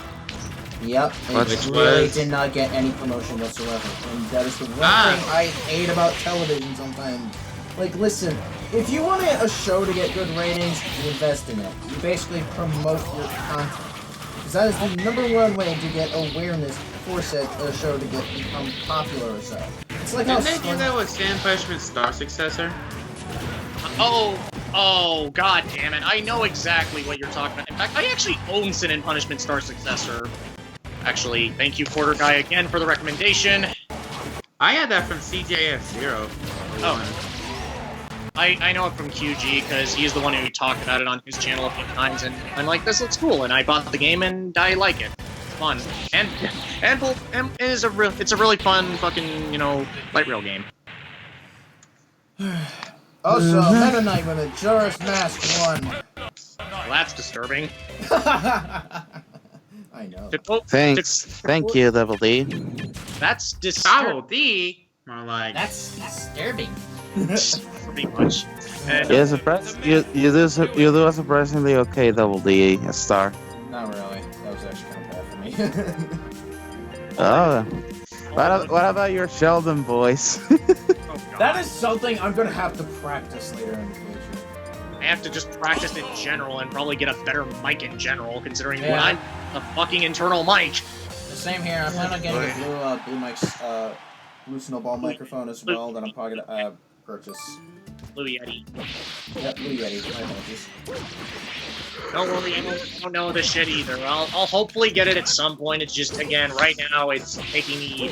I'm also just kind of, just at this point, just trying to more so... At this point, I also need to wait for the right time. And also, I also want to actually get a fucking capture card for myself because I want to do Let's Plays at some point for a game that needs to get more Let's Plays. In fact, more than that, actually. Because there's a few games I actually want to Let's Play that don't get enough attention. We are playing Smash, by the way, Evan AU. Yeah, also, he's playing as fucking Temmie! Debbie? Yeah, X is playing as fucking Temmie right now. Oh no, wait, is Temmie the Duck Hunt Dog? No. He's just playing as a me version of Temmie. Because we do have the ability to play as Mii's, it's just, again, with that in mind. Oh. Oh, trust me, I think someone's going to make a Temmie mod sometime. Yeah, it's gonna happen. Oi! Boy, I'm Temmie! I'm Temmie! Wasn't one of them literally named Bob? Yeah. Hi. Bob, I hate you so much, you fucking piece of shit! Hi, I'm Bob. Bob the Builder. Bob the Builder. It doesn't help that we also make a. Me and Dutch made a stupid. I think us and Dutch made a stupid joke involving Bob the Builder building the wall. Oh yeah, Donald Trump called upon Handy Manny and we're gonna build a wall, and I'd had the man. He's gonna pay for it. It was Handy. It was and Bob the Builder that were doing it. Wasn't that like a thing that fucking what is this show called again? The Robot Chicken made that Bob basically deports. Okay. Bob basically deports freaking Manny, and yeah. I never seen that skin. And I didn't even know it existed until you pointed it out that it existed. Yeah, I just watched it. I'm just sitting here okay. I don't know. Shock humor only works so well if it actually makes sense, or it's actually funny. Yeah. So can I say the Smash Bros thing now? Yeah, go ahead. Okay, so 4 characters I want to see in Smash Brothers. Okay. For one, I want to see Quote from Cave Story. Okay, that would be actually pretty. I even have an idea for a mechanic where he's able to switch it with the neutral B. He's able to switch between some of his weapons and able to get more effects out of them. That'd be cool. Okay. With Bandana, then the next one I want Bandana Waddle Dee from Kirby because do you know who you're fucking talking to? Yes. Yes. Yeah.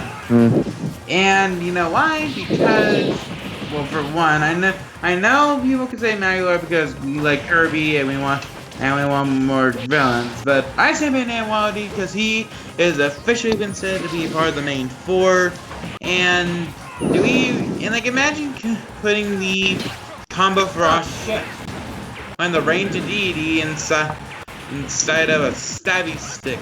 Yeah, and we need spear wielders in Smash, honestly. We don't have any fucking spear wielders. And then, not to mention, I know this is not official, and definitely know they're probably not going to do this, but remember what Smash Bros. 2 did? What did it do?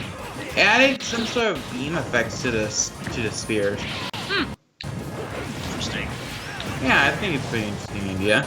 And then my third option out of my 4 is. You do realize he's my channel icon, right? You want Joker from Persona 5, don't you? No, not my Skype one, my YouTube one. It's a bird. I don't think, to me, I feel like that would just, Look up an overkill. Yeah, I mean, I 6. think it works. Right now, Sun Moon's the current game, and we need a grass starter, right? And not to mention, I know we have Link and Toon Link, but that's really only one weapon on the arsenal.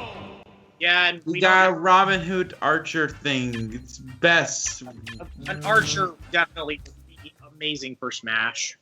I guess, but again, I just feel like that. It's a mess. Next Smash game would probably be better. Improved situation. Yeah. I think this is.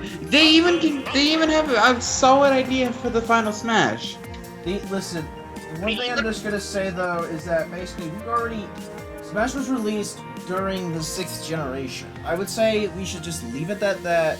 And if there's another Smash game that comes out later in the future, I would say that probably within that generation, then we could actually have that happen. The reason why Greninja was even able to get in on it is because at the very least, the 6th generation of Pokemon was planned right then and there. Well, true, and I know the whole story behind Greninja that right before, during the planning phases of Gen 6, Sakurai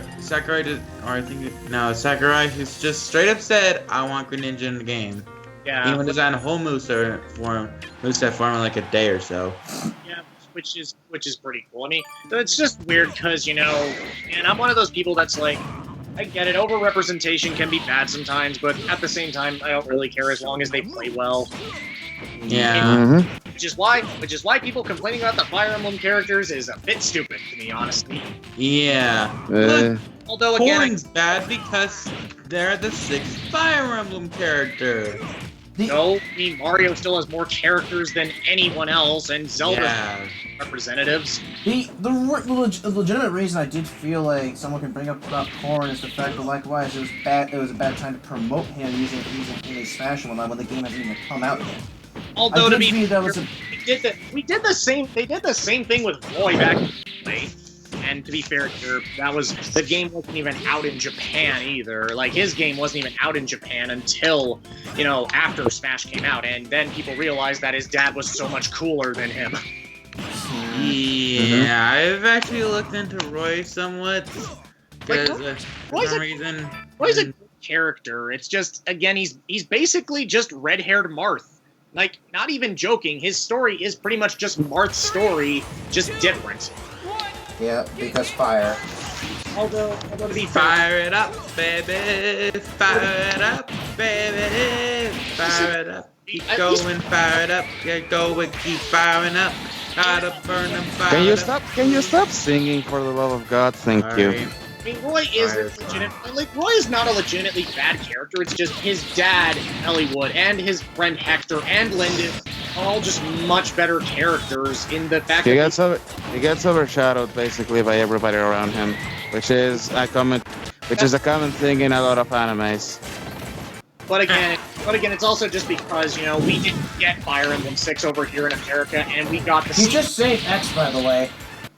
And then, like, there's actually one more option that really I know will never get picked. Huh? Joker from Persona 5. Yeah, never. It's not gonna happen, dude. I mean, I'd also settle for Yu Narukami since, you know, he and Minato technically did have a game on the... Yeah. Which I feel is more understandable. Or at least use the Shin Megami Tensei 4 protagonist. Although, on a lighter note, I did think that someone actually made a mod for one of the Persona characters to get into Smash, actually. Wait, who? I think it was someone named Minato, if I'm correct. Minato? You mean the main character of Persona 3? Yeah, the Minato Arisato. Persona 3 guy, yep. I'm assuming that. Hey, let's go to have a look at the Zero Suit Samus section. Oh, that makes way too much fucking sense, actually. Wait, why would it? Because he's not really so much of a sword user. He's kind of an all-around gun user or something. Not really. Minato actually has access to a variety of weapons, like swords, spears, and even fucking bows. Which really, who else can he? Which again, I think really Samus kind of fits a little bit better because it's a little bit easier for him to work with Zero Suit Samus's, you know, lengthier style, and I just don't think he'd fit like the fucking sword wielders. Not even Marth, honestly. Right. Anywho. And at this rate, I feel like if anyone would be using Marth's skin, it would probably be Narukami, considering he uses the same fucking sword style as Marth. Just add in a bit of Izanagi, and then we're fine. Although we don't really need the Persona, since Arena proves that they can fight on their own anyway. Yeah, that's true. I mean, the Persona is broken, but see, seriously, if not that, then I want a Persona 5 Arena. Well, I really hope Persona 5 Arena... I mean, they are planning to do more with this year, with Persona 5. They're basically going to do what they did with Persona 4 and just kind of make spin-off of it. I hope so, because... Dude, I want a Persona 5 fighting game! Can you imagine what kind of style they'd be showing off? Persona 4 Arena was already quite stylish.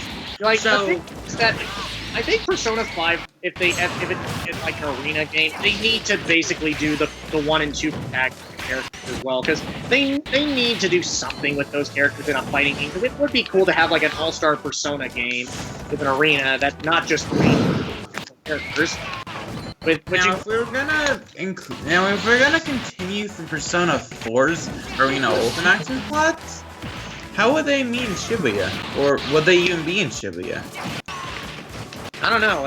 I mean, most likely this would probably be much time after Persona 4. Holy fuck!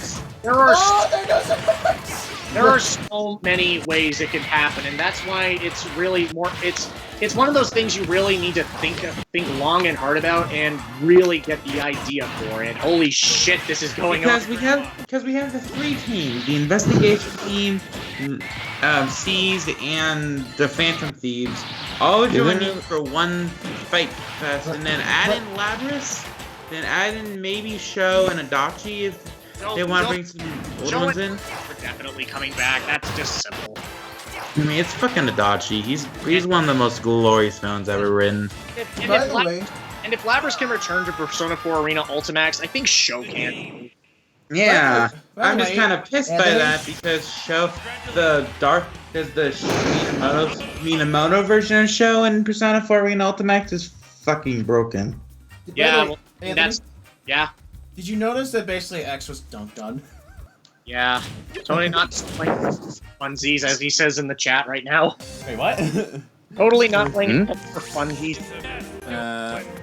Of course you are. And actually, though, I kind of think. How do you think they would play, though? Like, the thing is with I think Joker could probably work pretty well in the same way Narukami would. It's just instead of using swords, he's kind of like a weird mixture of. I think he would be like a weird mixture of Narukami and Yosuke. Weirdly enough, because he uses a dagger, which is similar to Yosuke's kunai and shit. And well, he could probably be in the same playstyle as Narukami in Arena, just moving. And hell, just add in the gun to give him range, and add in our scene for some extra damage, and you got some help there. Yeah, there's a lot of ways it can work. Hell, I think Ryuji could be a nice mixture of like fucking Chie and Kanji as a playstyle for some reason. That's like one I could think of. And weirdly enough could work as like a Mitsuru Yukiko combination. Oh wait, say again? Mitsuru Yukiko? On would be definitely perfect as a Mitsuru and Yukiko like combination between their playstyles, considering you got the witch. Makoto and Haru are a bit tough. Yeah, and Futaba, that's oh boy, Futaba is a bit of a difficult one to think about. Makoto would probably be just basically what's this fucker's name? Akihiko clone. Much more focusing. It's like Akihiko, but with a gun.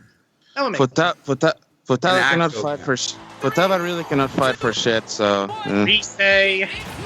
Yeah. I mean, Rise exists, and she'd never fought for something before. Yeah, she fought with a fucking mic stand, for God's sake.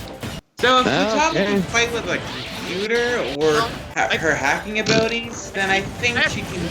Actually, I think a good idea for her would probably just be that she gets a gun, but it's also more like a. But I feel like she would also get like some weird. Is it weird that I also could see her like getting a fucking laser gun of all things for some reason? Oh, yeah, I can actually. Well, then technically, didn't Goro get that? And he's dead now. Did Akechi get it? Goro Akechi? Yeah, Akechi got it. Again, every time I hear the name Goro, I just think of Mortal Kombat constantly whenever I hear the name Goro. No. What? By the way, hey, so Anthony. Yeah? Queen Victoria. Oh, you're playing with Queen Sectonia? Yep. Yeah. I was about to. Holy shit. As saying, holy horses, it's so late or some shit. Hey, congratulations! Congratulations, sorry, you're almost getting to your fucking goal of this stream, which is getting to 5 a.m. Oh yeah, we are. We've been up for a while, haven't we? It's so late, it's actually daytime, as this person says. Yeah, that person, by the way, I know on Steam, actually. But, you know, I got an idea how this would work. What if Haru was sort of like she was a heavyweight fighter, but instead of focusing as a grapple character, she was sort of like what's a good example? Ganondorf, but with explosive gun. So, like slow but powerful and still agile enough. Yeah. It kind of reminds me, if we're going by like fighting other Arc System Works fighting games, I'm wondering who that's similar to. Like, here. Blaze Blue or the hell Ragnar. Guilty Gear. Ragnar. Basically Ragnar. Also, does everyone forget that Under Night in Birth exists? Oh, I know that game exists. In fact, I'm staring at it on my shelf right now, actually, and I kind of feel like I should play that Hmm. game. I have that game, and I will play you. I am actually a little bit disappointed, like, since we're talking about fucking crossover games and whatever. Like, I'm surprised that not a lot of people, like, bring up freaking Soul Bad Guy for, like, a PlayStation All-Stars crossover. Well, Given that's, that, well, well, I mean, I would love. That would I'd be be more cool. surprised if Ragnar got in. I mean, with Soul Bad Guy, I mean, the Guilty Gear series is now basically exclusive to PlayStation. And so the only kind of, I'm a fire laser. I'm dead. it's just surprising to me, mostly because, well, I hate Maze. because I see people, like, talk Want about, them to like, all really die. fucking, like, obscure characters, like Ape from Ape's Odyssey, freaking... Well, nowadays I don't think Abe's Mid- that obscure. I mean, no, especially if it's someone like Cat Icarus, who's really liming in limelight. I knew about Abe's Odyssey Miss- before Cat Icarus because of another channel called Hellfire Commentaries. If anyone's ever watched them. I want Nope. Vibri from Vibribbon to make it in. What else? Freaking... God damn it! Now I'm starting to think of, like, obscure PlayStation characters. Fuck. Okay. I mean, again, they're- And then, of course, everyone Miss- wants Crash Bandicoot and Spyro. well, that's Yeah, I mean, yeah, like, but I understand why, because I actually want them in too. They definitely deserve to get in. I'm not someone who primarily grew up with. I'm not someone who primarily grew up with like the PlayStation. I grew up more with the PlayStation 2 mascots like Jack and Daxter, Sly Cooper, and Ratchet. I didn't grow up with Ratchet and Clank actually. I just grew up with Jack and Daxter and Sly Cooper. Those were like the ones I grew up with. So those are more of what I know than old PlayStation. Because the PlayStation 1 mascots I've never really gotten as attached to. Like I played Spyro games a lot when I was a kid, but I never got as I did other games. I was always less of I was less of a player of those games and more a guy who just played my Tekkens, played my Street Fighters. I was mostly a game nut growing up. Yeah, the type of systems I worked around were Wii and DS. Oh, I'm out of one growing up. Oh, it's not. Actually, now that I think about it, game systems we grew up on. I'm actually curious to hear these stories. Oh, by the way, Can I you know tell what? I'm my gonna story? make Pyro, you wanna be Jelly? Right. Playing as Miss Pac-Man as and base. Are you trying to take my Pac-Man? Right. No, it's Miss Pac-Man actually. I don't give a shit about Miss Pac-Man, so whatever. Sure. Okay. I mean, Okay. is it weird that I remember seeing a lot of weird like Marilyn Monroe-esque pictures of Miss Pac-Man that they used to do back in the day? Why would you look up those things in the first place is my question, but then again, this is you. Well, first off, let's put this into perspective. Is that I was actually reading a list of it was like this old list I read once back when I was learning how game journalism worked, and I realized that everybody hated Sonic. Okay, actually, that's just me exaggerating things. I remembered seeing this overly sexualized characters thing, and I remember seeing that chick from what was it? Dragon's Lair was on there, and for some reason I now know that there are pictures of Pac-Man in the style of Marilyn Monroe. I don't know fucking why they exist. They just goddamn do. Okay. Going back to the thing that you asked, like the whole like consoles we grew up on, like. That's fine. Yeah, let the kid go first. So, go ahead. Alrighty. Let's see here. That's a bit tough for me since. I mean, like, I remember a lot. I grew up with 3 consoles from what I can remember: a Wii, a DS, not 3DS. I always want to say that though, and strangely enough, an Xbox 360. Okay. Like, I remember playing some of my favorite games I've ever played on some Like, my nostalgia games too. I remember also playing a lot of shit. I played through Sonic 06 and I actually thought it was good. Trust me, I did too. I mean, I still don't think it's a horrible game by any means. It's just not a good game either. Yeah, it's just kind of fun to see how it breaks. Yeah. What the fuck? Malcolm. But I can say though that some of the games, some of the games I can I find the most nostalgic. Well, that'd be something around Mario Hoops 3 and 3, Sonic and the Black Knight, Halo Reach. Oh yeah, Sonic and the Black Knight. That is a nostalgic game. Fucking there. Yep. I guess it's my turn. Yeah. Yeah. Go on, Ron. Okay, get ready because mine is a little bit long. So, when I was a kid, I didn't have any consoles. In fact, I didn't play video games at all until I was like a little bit like older, like 8. And I went to my cousin's house to play on his original Xbox. And I just like always begged my mom, hey, can we go like to our own house? Like okay, thank you for that. Sorry about that. You're not. Anyways, so like ow, my ears. We basically went there every single day until my mom got tired and he was like, do you want me to just buy you like your own console? And which was like, fuck yeah, I did. So she brought me an Xbox 360. Problem was, we really didn't have any money to buy games for it, so we decided to basically ask somebody to basically pirated the fucking thing. So, well, now I can just like buy cheap games and just like enjoy my games. So, fucking cool. Problem is, it was the the very first like Xbox 360, and we all know that fucking problem that thing had. The fucking Red Ring of Death. No. Yep. I had that, and it was just like a common occurrence. Like just like it had the ring, and we decided to beat the fuck out of my 360 and to fix it, and apparently it worked. I don't know how. It just did. So it started to fail to the point that it was just basically broken.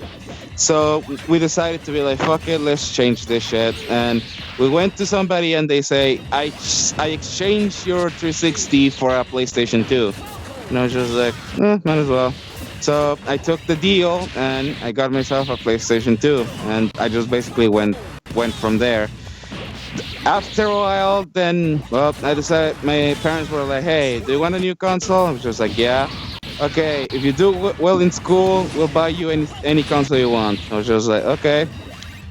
I worked hard and I fucking earned myself a Wii. And yeah, that's all I can say about the Wii at the time, honestly. It's just like, I really didn't have anything to play on it, so I was just like, hooray, I'm playing fucking sports. Fucking yay. Well, At least, I think Wii Sports Resort is actually pretty good. Yeah, no, it's alright, but I was like, at the time, I was just like, this is boring.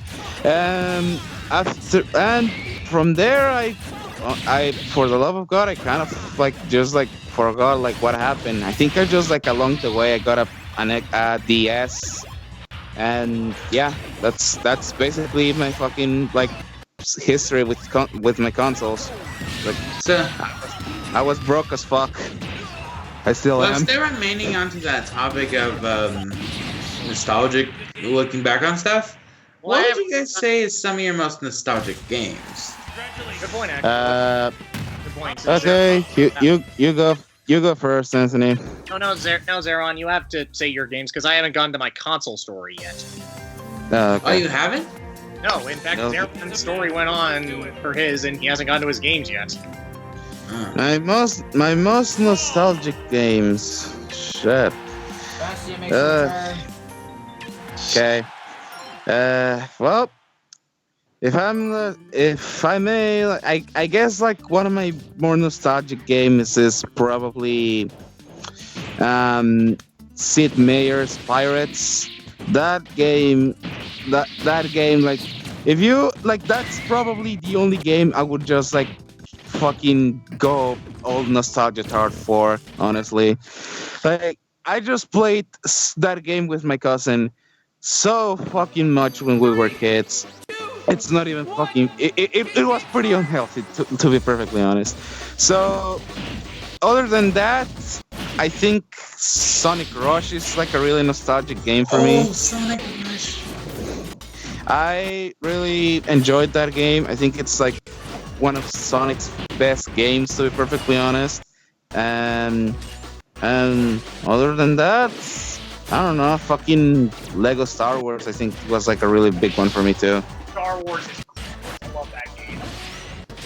It was just so fucking funny and quirky and all of the fucking stupid random shit it did. So yeah, I enjoy fucking Lego Star Wars for once. Who knew? And that'd be it for me. Alrighty. Okay, I'll go next with my console story. I was a kid who grew up. Okay, I guess that this kind of can lead into nostalgic games for me. Is what my first games were. My first games were on my. Hold on a moment. I gotta plug in my game pad. It's dying on me. Sorry about that. Okay, what was I saying again? Alright, my first systems were an N64, and the first game I ever played was Mario Party. Yes, that is the first game I ever played. Fucking Mario Party. Must have I sucked don't know how not to say having that. Were you must have salty? sucked not having many friends to play with. Let's just say the scars of my palms will forever be my reminder of how much fun I had with that game and how much I will forever despise that game and just play Mario Party 2, 3, 4, 5, 6, 7, 8, and yeah, that's it. Yeah, 9 and 10 are not good. 9's okay. 9 and 10 are okay. It's just, they could have been better. Alright. I had fun with 10 when I did. In fact, the Bowser Party ship was pretty fucking fun to play through. I just remember my friends playing Mario Party 10, and we just had like the most fucking fun time doing Bowser Party, and we were just fucking with each other. It was hilarious. But for the most part, I love Mario Party, and the N64 was like the first console I had. And, well, the other game being Super Mario All-Stars for the Super Nintendo. And I played a lot of Super Mario Bros. 3 on that. It was fun, and then I got... But it was those games plus Pokemon Stadium 1 and 2 that really made me love, the N64. And it just kind of got me into a lot of franchises that would later be transferred with me when I got my GameCube in Puerto Rico for Christmas, I think, one year. One of the big games I got was Godzilla Destroy All Monsters Melee. That was a fucking fun-ass game. And I also had a PlayStation 2, which got me pretty much a chance to play all my PlayStation 1 games, as well as some new PlayStation 2 games that were coming out. And I played a lot of Tekken 3 and Tekken Tag Tournament. And Mega Man. Mega Man! Super Fire! Mega Man. In fact, my first Mega Man game was on the PlayStation, Mega Man 8, and I also played X4. So yes, my first experiences with Mega Man were cheesy voice acting and, well, what am I fighting for? What are you fighting for? I don't know. You're right. What are you fighting for?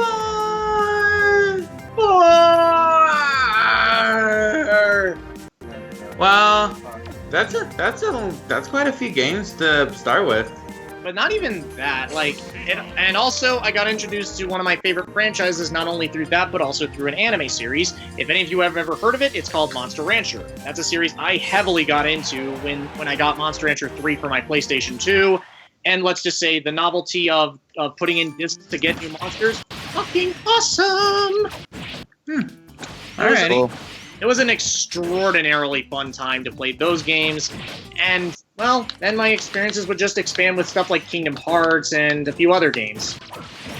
And eventually it would come to this day where I now am surrounded by many great games and basically got into new franchises like Persona, Final Fantasy, Guilty Gear, among others. Getting the Danganronpa. Nah, I don't know. Maybe I'll get into it. I don't know. It's gonna take a while. Alrighty. Anyway. But that is basically my story of basically consoles I grew up with and, well, now where I am as a gamer nowadays. and I'm still in love with fighting games. I'm pretty much a big RPG player now, thanks to Atlas and Square Enix. And let's just say those plus basically the communities of many games that I got into pretty much got me to be the gamer I am now. Now it stars. It's actually a pretty good history there, dude. Thank you. Yeah. So, Now we've heard you two's. Here's my side of the story. well, we already got your side of the story, remember? No, I mean, like, you got my console side, but you didn't really get my game side. Oh. I got a whole bunch to tell you guys about. Right. Alright, so let's start off with a console I'm actually much more familiar with, the DS. It's always been, portable gaming for me. Like, I'll definitely say that my first game I've ever played was Sonic Heroes, and I don't know how I feel about that, to be honest. I mean, some people could say that their childhood game was Superman 64. Hi, Josh Scorcher. But still, though, I still find it meh nowadays. But hey, I think my first game. But hey, you know what was actually, like, strangely enough, Sonic 06 was probably one of the bigger things in my life to get me as a Sonic fan of all things. Oh yeah, that's something I can definitely say. Then again, Brawl was what sort of made me want to be more interested in Sonic, so... Oh yeah, Brawl, that is another game I can talk about. That's one of my... Along with why I can say things like, Batman, Lego Batman, let me think, Sonic and the Black Knight and stuff like that. Those are, I can know, and Wii Sports Resort. That was my shit.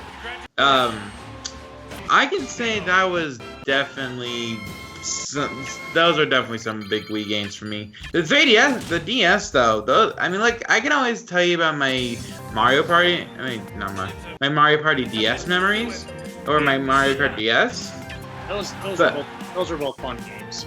Yeah, but what about games like, Fossil Fighters Champions, Mario Hoops 3-on-3? And strangely enough, I was actually smart enough to play The World Ends With You when I was younger.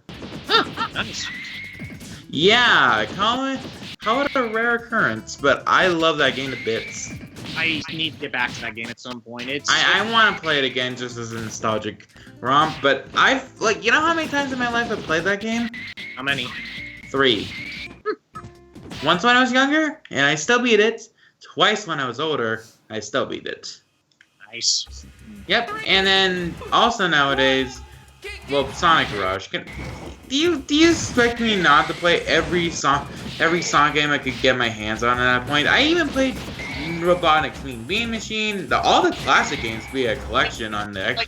Then again, Beam Machine is a weirdly fun puzzle game. It's a weirdly fun puzzle game. I like Beam Machine. The first puzzle game I think I ever played as well.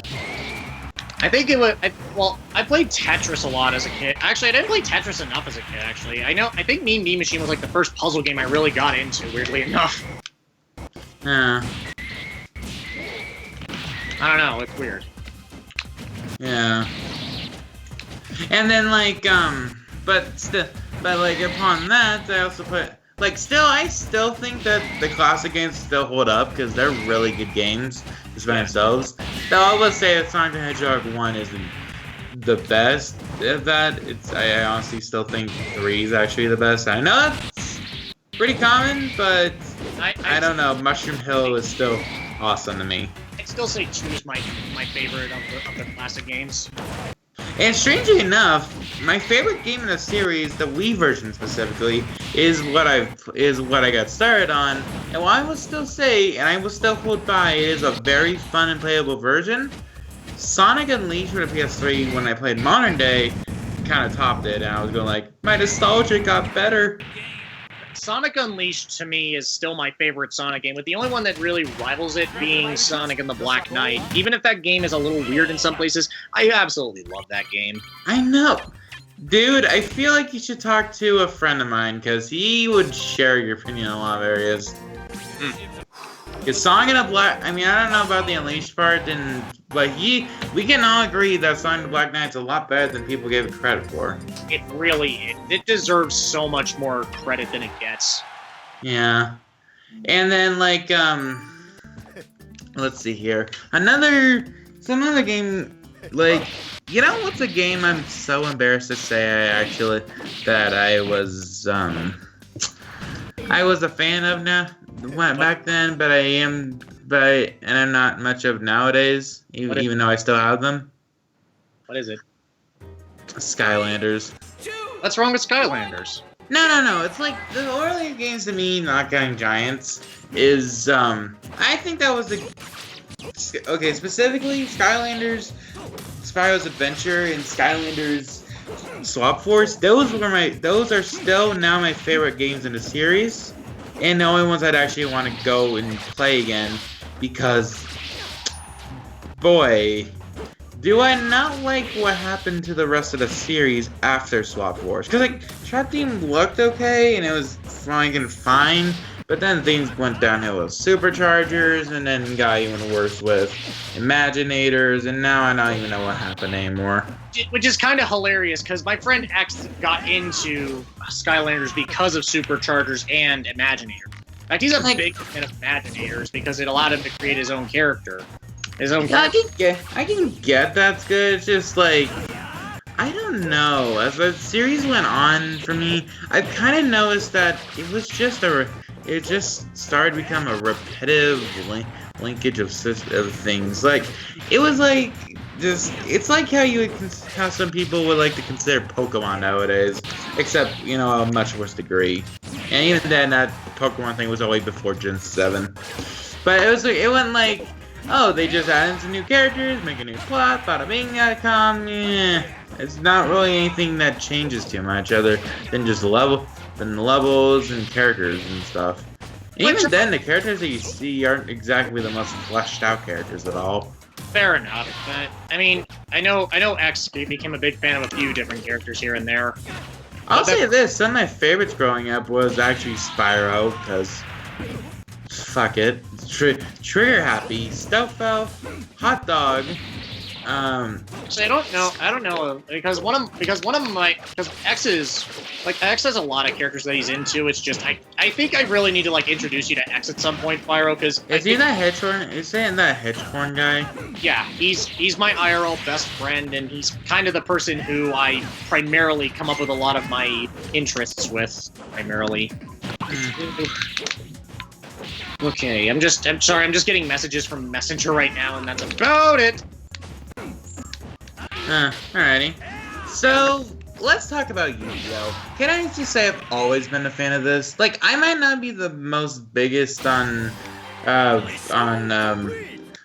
series, even with how good I can be, but I can definitely say I feel I am confident in this series. Because, like, from 5Ds to Zexal, I even watched the original and still need to watch GX. I just love it. Yu-Gi-Oh! I overall love Yu-Gi-Oh! A lot. It is one of the series it is a series I absolutely love for a lot of reasons. Because to me, Yu-Gi-Oh! Is a franchise that I just never... I mean, I did lose interest a little bit when Zexal was out, because I didn't really care for Zexal all that much. I mean, it's not Zexal was the shit. I didn't care for Zexal personally. Maybe it's just because I found Yuma. Is it Yuya or Yuma? I can't never remember. Yuma. I hate Yuma as a character. He is annoying and stupid, and it kind of gives me a headache, honestly. But, I mean, I won't diss you entirely, since I'm not finding Yuma the best, but I mean, for what there was around him, that's why I feel it's better. I mean, I guess they can call it Dragon Ball Z syndrome in that case. I mean, Zexal as a show itself isn't bad by any means. It's just it's my personal least favorite of the Yu-Gi-Oh! Series, and I'd much rather go back to watch GX or 5Ds personally. For me, I love 5Ds. Don't get me wrong, and Yusei, can we just say Yusei is awesome? Yusei is awesome, and he's honestly the best protagonist in Yu-Gi-Oh! with I mean, I love Jaden and I love his character development throughout the show, but I will admit that Yusei, as a protagonist, is probably the best. And not to mention, he punches the guy. Yeah, just Yusei is, again, we kind of made jokes about this where the first, like, the protagonists of Yu-Gi-Oh are weirdly enough reminiscent of like JoJo's Bizarre Adventure like protagonists, where you got your moralistic nice guy main character with the first series, your goofball jokester with strategist with the second part, your badass bad boy type with your third part, your goofball immature one with the fourth series, and then your more showy, your more stylish fabulous ones for your fifth one. Why is with the number 5 recently being counted as really stylish? Persona 5 and Yu-Gi-Oh! Arc 5. And JoJo Part 5 was always this back in its olden days. For fuck's sake, do we need to get all the protagonists together and do this shit? I mean, they could pose definitely. Like, if you got Giorno Giovanna and Joker and Yuya into the same room for this shit, it would be absolutely glorious. I mean, Joker, I think, would outstyle all of them, but still. Well, you've also never read JoJo Part 5, so I don't know how you'd feel about that. True. But that's a part that... Though, you're probably wondering why I brought up Yu-Gi-Oh! Though, right? Yeah. Well, mainly because that, Yu-Gi-Oh! World Championship 2008 on the DS is also one of my more nostalgic games. Some of my more nostalgic games were the Tag Force games for the PlayStation Portable, and Duelist of the Roses was also really cool, and Forbidden Memories was absolutely nostalgic for not only me, but also my family. Like, my family remembers fucking Forbidden Memories for the PlayStation very well. It was different, but my family and I got used to it, and we loved that game so goddamn much, to the point where it's like, that was like a game I shared a lot of memories with my cousin on. Like, she loves Forbidden Memories to the point where it's like, yeah. Does anyone remember? I like to ask this though. Does anyone remember Duel 5D's Wheelie Duelers as well as? I remember that game, and I sucked horrifically. And I don't even know if it was even that good of a game. I just know I sucked at it. I know too. It was like trying to don't get me wrong. The idea of dueling on wheels while sounding very dangerous is actually kind of sounds pretty fun. And as the show's proven, it can be a really interesting concept, really showcase how good the idea can work as a new concept for dueling, albeit a very convoluted one to try and explain to people, but still. Hell, in 08, World Championship 08, they actually included that stored dual styling, and from what I can tell, it worked out fine. Even had some pretty unique effects in spell cards and trap cards and monsters and stuff that went along with it. Speed dueling is one of those things that's my god. My god. And then I don't know, it's just Yu-Gi-Oh! I will always tell people Yu-Gi-Oh! World Championship 2008 is a great game. Yes.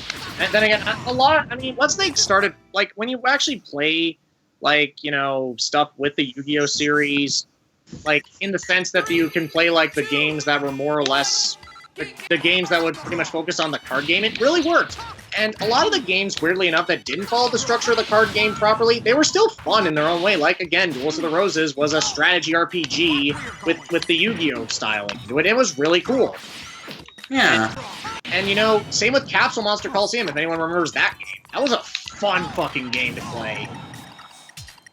Who knew? It was a really cool style of chess of a stylized chess game, but with a lot of really cool mechanics that just really work with Yu-Gi-Oh!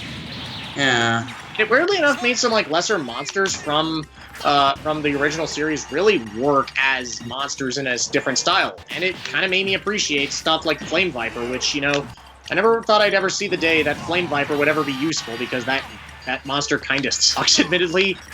But damn, was it good to use in that game. And it's a weird compliment to give, but it's kind of like Pokemon Coliseum, where basically you have all these different Pokemon that were useless in the main series, but they're actually really good in Coliseum.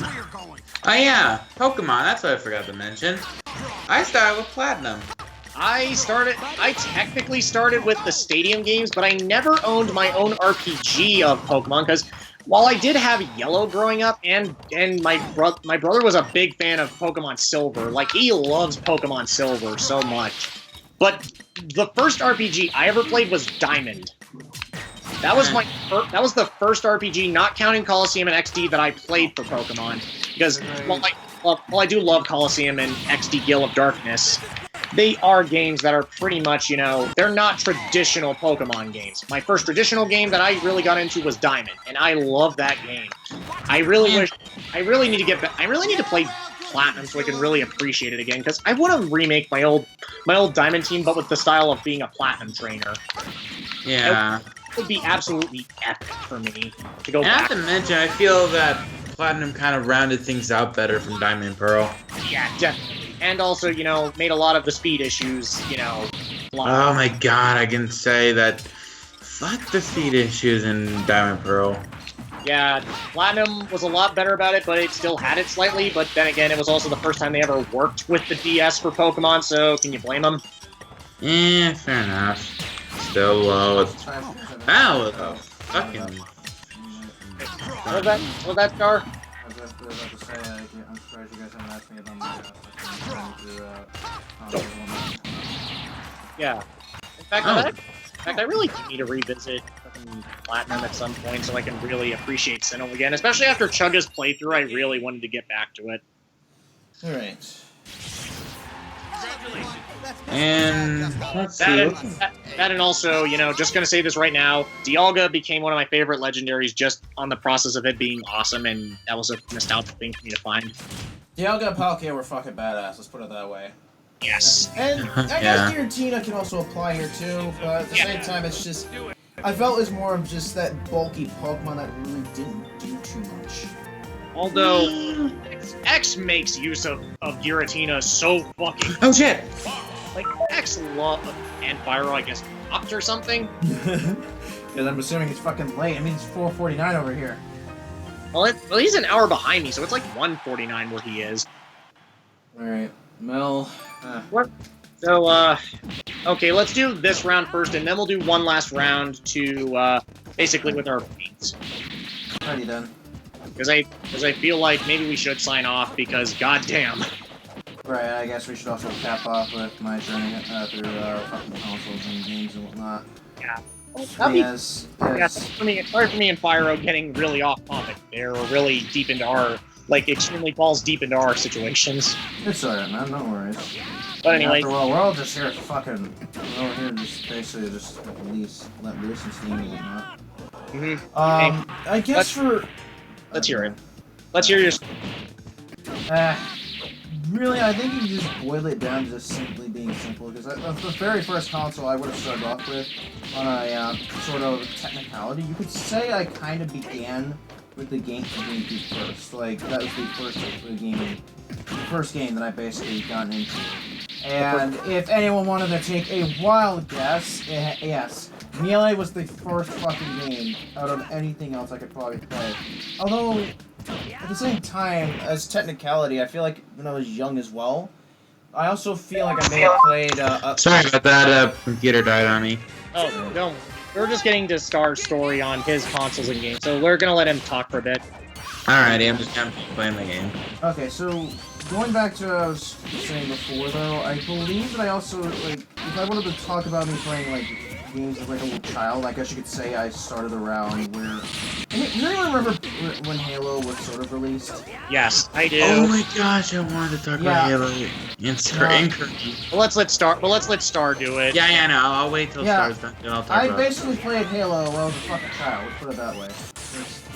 Just that alone. And I think I may have played other kart racing games back then. I'm not too familiar. Maybe Need for Speed or something. I'm not too sure. But likewise, I think around 2002 or 2003, I basically played basically Halo or so, or constantly when it was out there. And my god, it was glorious. it truly was, and then basically became the something I loved. Come back to at some point. But back to Melee for a minute though, because Technically speaking, kind of like how most people like Fyro, for instance, have admired Brawl. I admire Melee more than I could say Brawl, because technically speaking, he's my least favorite game in the series of Smash Bros. Melee, even with this fast pace going on, it felt fun. Just knowing that, likewise, you basically had stock battles and whatnot. You could create some sort of battles and other stuff. And classic mode was fun as well. Definitely. It was the first time I had ever experienced Master Hand, and likewise, man, it basically ruined me. I still love Master Core. Yeah, I do too as well. But I think I just prefer like Master Hand over any other boss, really, because technically speaking, we're talking about hands here. And like, given the circumstances, hands fucking rule over anything else. Maybe you have the mind and the brain and whatnot, but you also need fucking hands to win it. Like, utilize every arsenal in it. Utilize everything. That would explain why Lyra Heartstrings really loves them human hands. Ah. All right. Though, moving on, I guess, you could also say that the next part of my own life was also the Xbox 360 or so. That was the next console I basically began to attach to. And it was probably for the obvious reasons. I've actually had Halo and whatnot. I also had Call of Duty, actually. Yes, people. I basically am one of those fucking scrubs that basically just... I was like, oh, hey, get good scrub. But luckily... Dude, we've gone past the point of FPSs being answer on the community now. You're okay. Alright, but still, making the obvious joke that's just not fair. But yeah, I didn't really care too much about Call of Duty. That in fact, I didn't really play online for the most part. Like, there was Happy Wars and whatnot, but that came really later. I had Halo 2, Halo 3, and whatnot. All that shit came to the picture, and again, glorious. My favorite fucking series out there. Front kicking ass or whatnot. Let's put it this way. I did not really care about those, I'm sure. This shit is fucking badass. This is always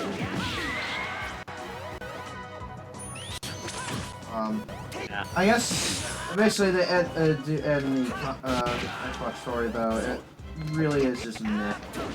It's not much of a story. Moving on, though, I guess you can say that the next part is where it began to be a bit more crucial. Basically, we have the DS lineup. We had essentially, I said before, likewise, I began getting into Diamond. Like, the first couple of games of Pokemon I have ever played in the main series, no less, was Pokemon Diamond, Pearl, and Platinum. I had all three of those, and it was fun. Lucky son of a bitch. Yeah, I know, right, bitch. And the other funny thing about it, having about all three and whatnot, like Diamond was used, so I basically had like already a shitload of Pokemon at my disposal. Yeah, just had a shitload of Pokemon. Just feel fucking proud of that. Yeah, that's definitely understandable. Yep. Pearl wasn't even used. Or at least it was, but not so much. And then Platinum was just new. It was just like, I didn't really care. I just want to start it off fucking new, because Platinum was, I think, was just the game. Just like, I actually want to start something new, just to experience the actual story. It was fun. I didn't think it was one of the best stories I've been told. That basically goes to fucking Pokemon Coliseum next to Gale of Darkness. Oh yeah, definitely. Like, I'm sorry. Can we please get another game where it basically revolves around Shadow Pokemon? For fuck's sake, we need to learn more of the concept of Shadow Pokemon. No, we know that too much. We know about Shadow Pokemon. It's just an interesting game topic. And and we've been waiting for like 3 generations since XD Gale of Darkness. We need a new one at this point. Yeah, I mean, I get it. It's just at the same time, this was the game that we also had to. The game that basically had the implication that Pokemon were used, or at least created with having bad hearts. That's an interesting topic alone. Yes, like, it is absolutely glorious in those games, and that's why I love it, and why I wanted to return at some point. Yeah. Oh, Oh. Yeah. God. The funny thing is, though, I started with Coliseum first. Yeah, same here, actually. Yeah, XD. I love XD way more, and it's the reason why I love fucking Lugia as my favorite, it's my favorite second Pokemon. God damn it, fucking I think. Yeah. The one thing I want to admit, though, out of XD, though, I never got to beat the or Coliseum. Never did and never could. The Colosseums are difficult, so I don't blame you, dude. Yeah, I wanna go back, and if I ever go into a playthrough, I want to beat or Coliseum. I really did. Just having that satisfaction that I could at least complete something, it at least should be, you know, again, it's satisfaction. Yes, especially when it's something that you grew up with that you haven't exactly beaten fully. Right. Which is exactly the thing I want to do at some point with some games, but that's a topic for another day. Right. And I think let's just move on to the next console. I think I may have gone before or after the Xbox 360 would be the Wii.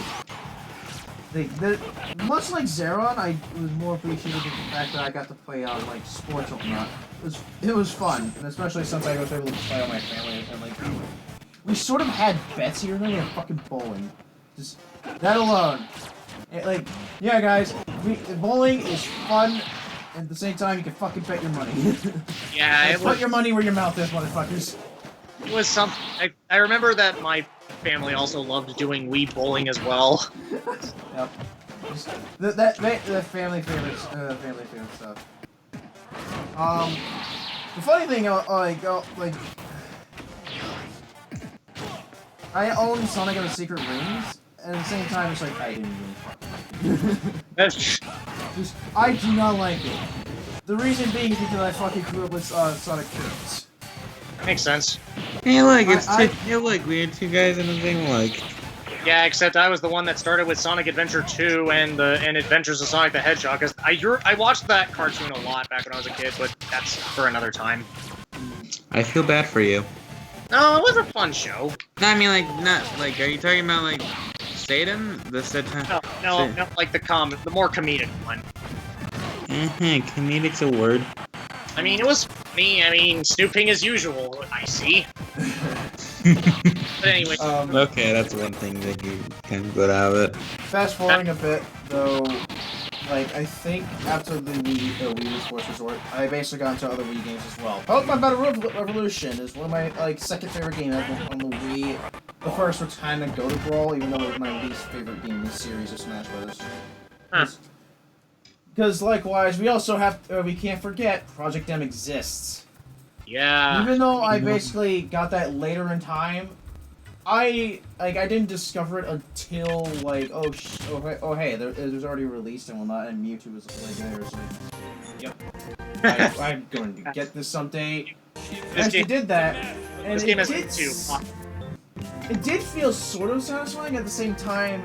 I got Project M around the time I got Smash Bros. For the Wii U, and to say for the record, it's sort of long overdue. At the same time, Project M wasn't really like comparing Project M to the Wii U. Smash Bros. For the Wii U is better. Like the Smash Bros. For Wii U is better. Yeah. Regards. Just I love the fighting style in Super Smash Bros. For Wii U. I feel it basically took what Melee and Brawl had and essentially went with it. And it's, the whole fucking cast that you had here that is fucking brilliant. Like, exactly. It was fucking good. Pac-Man. Oh shit! I need to talk about Pac-Man too. Yeah, actually, before you do, I know. Finish your story. I'm sorry. Damn, you guys are giving me somebody to work with. Got a lot to work with in general. We might as well just start calling this late night gaming. We're having nostalgia. We're gonna be the nostalgia critics. No. No. I mean, we're not really criticizing our nostalgia. We're just remembering it and loving it. Okay, we're the nostalgia goers. Yeah. The runaway nostalgias is moving on. Oh yeah, basically there are a couple other games I could also mention, like The Adventures of Billy Mandy, that also exists, and a couple other things, and I think that'd be enough. I've already, like, for now, I think we should just move up to the 3DS, where, like, everything is kicked up a bit more notch.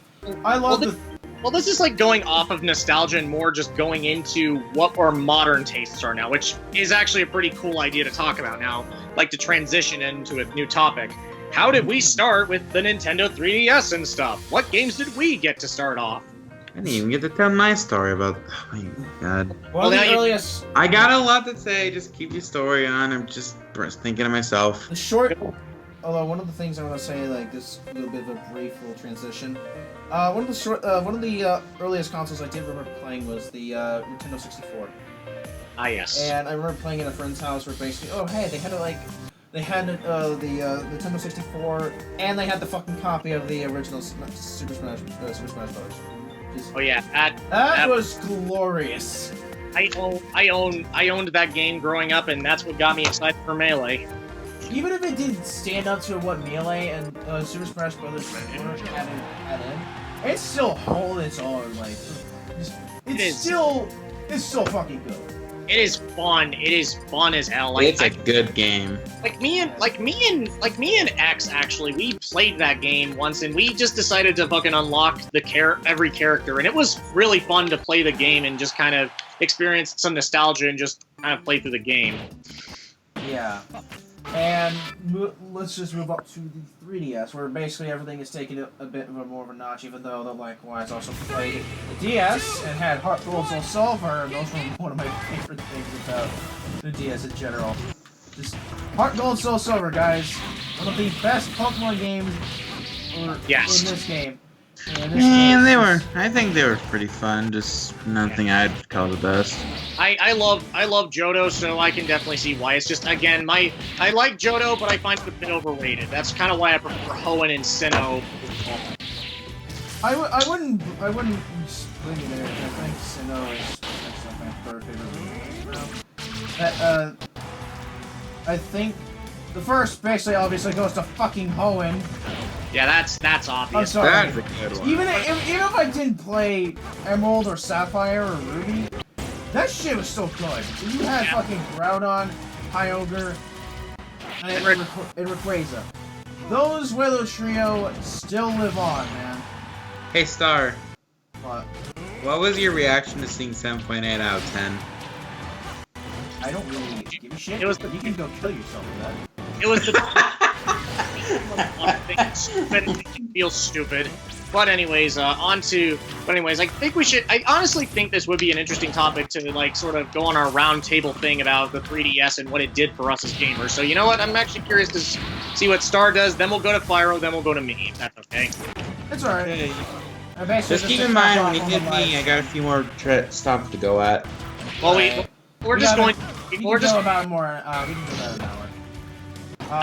I honestly think, you know, that we should talk about the 3DS like on our own separate concepts, because remember, we did technically, you know, now it's still technically current, so it makes sense to talk about it as if it is like the now current thing we can talk about instead of going on our nostalgia.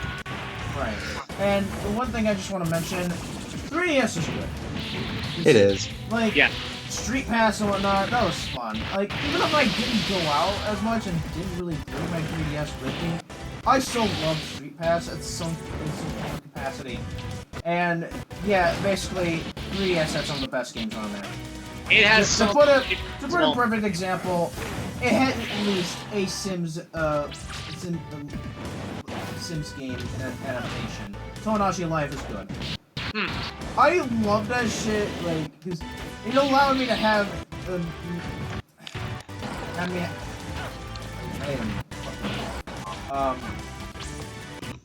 put it simply, it's a Sims adaptation. What the hell do you expect? It's still fucking good, it had original concepts, it's just I feel like, you know, it could have been more to it. Congratulations. Alright. And... okay.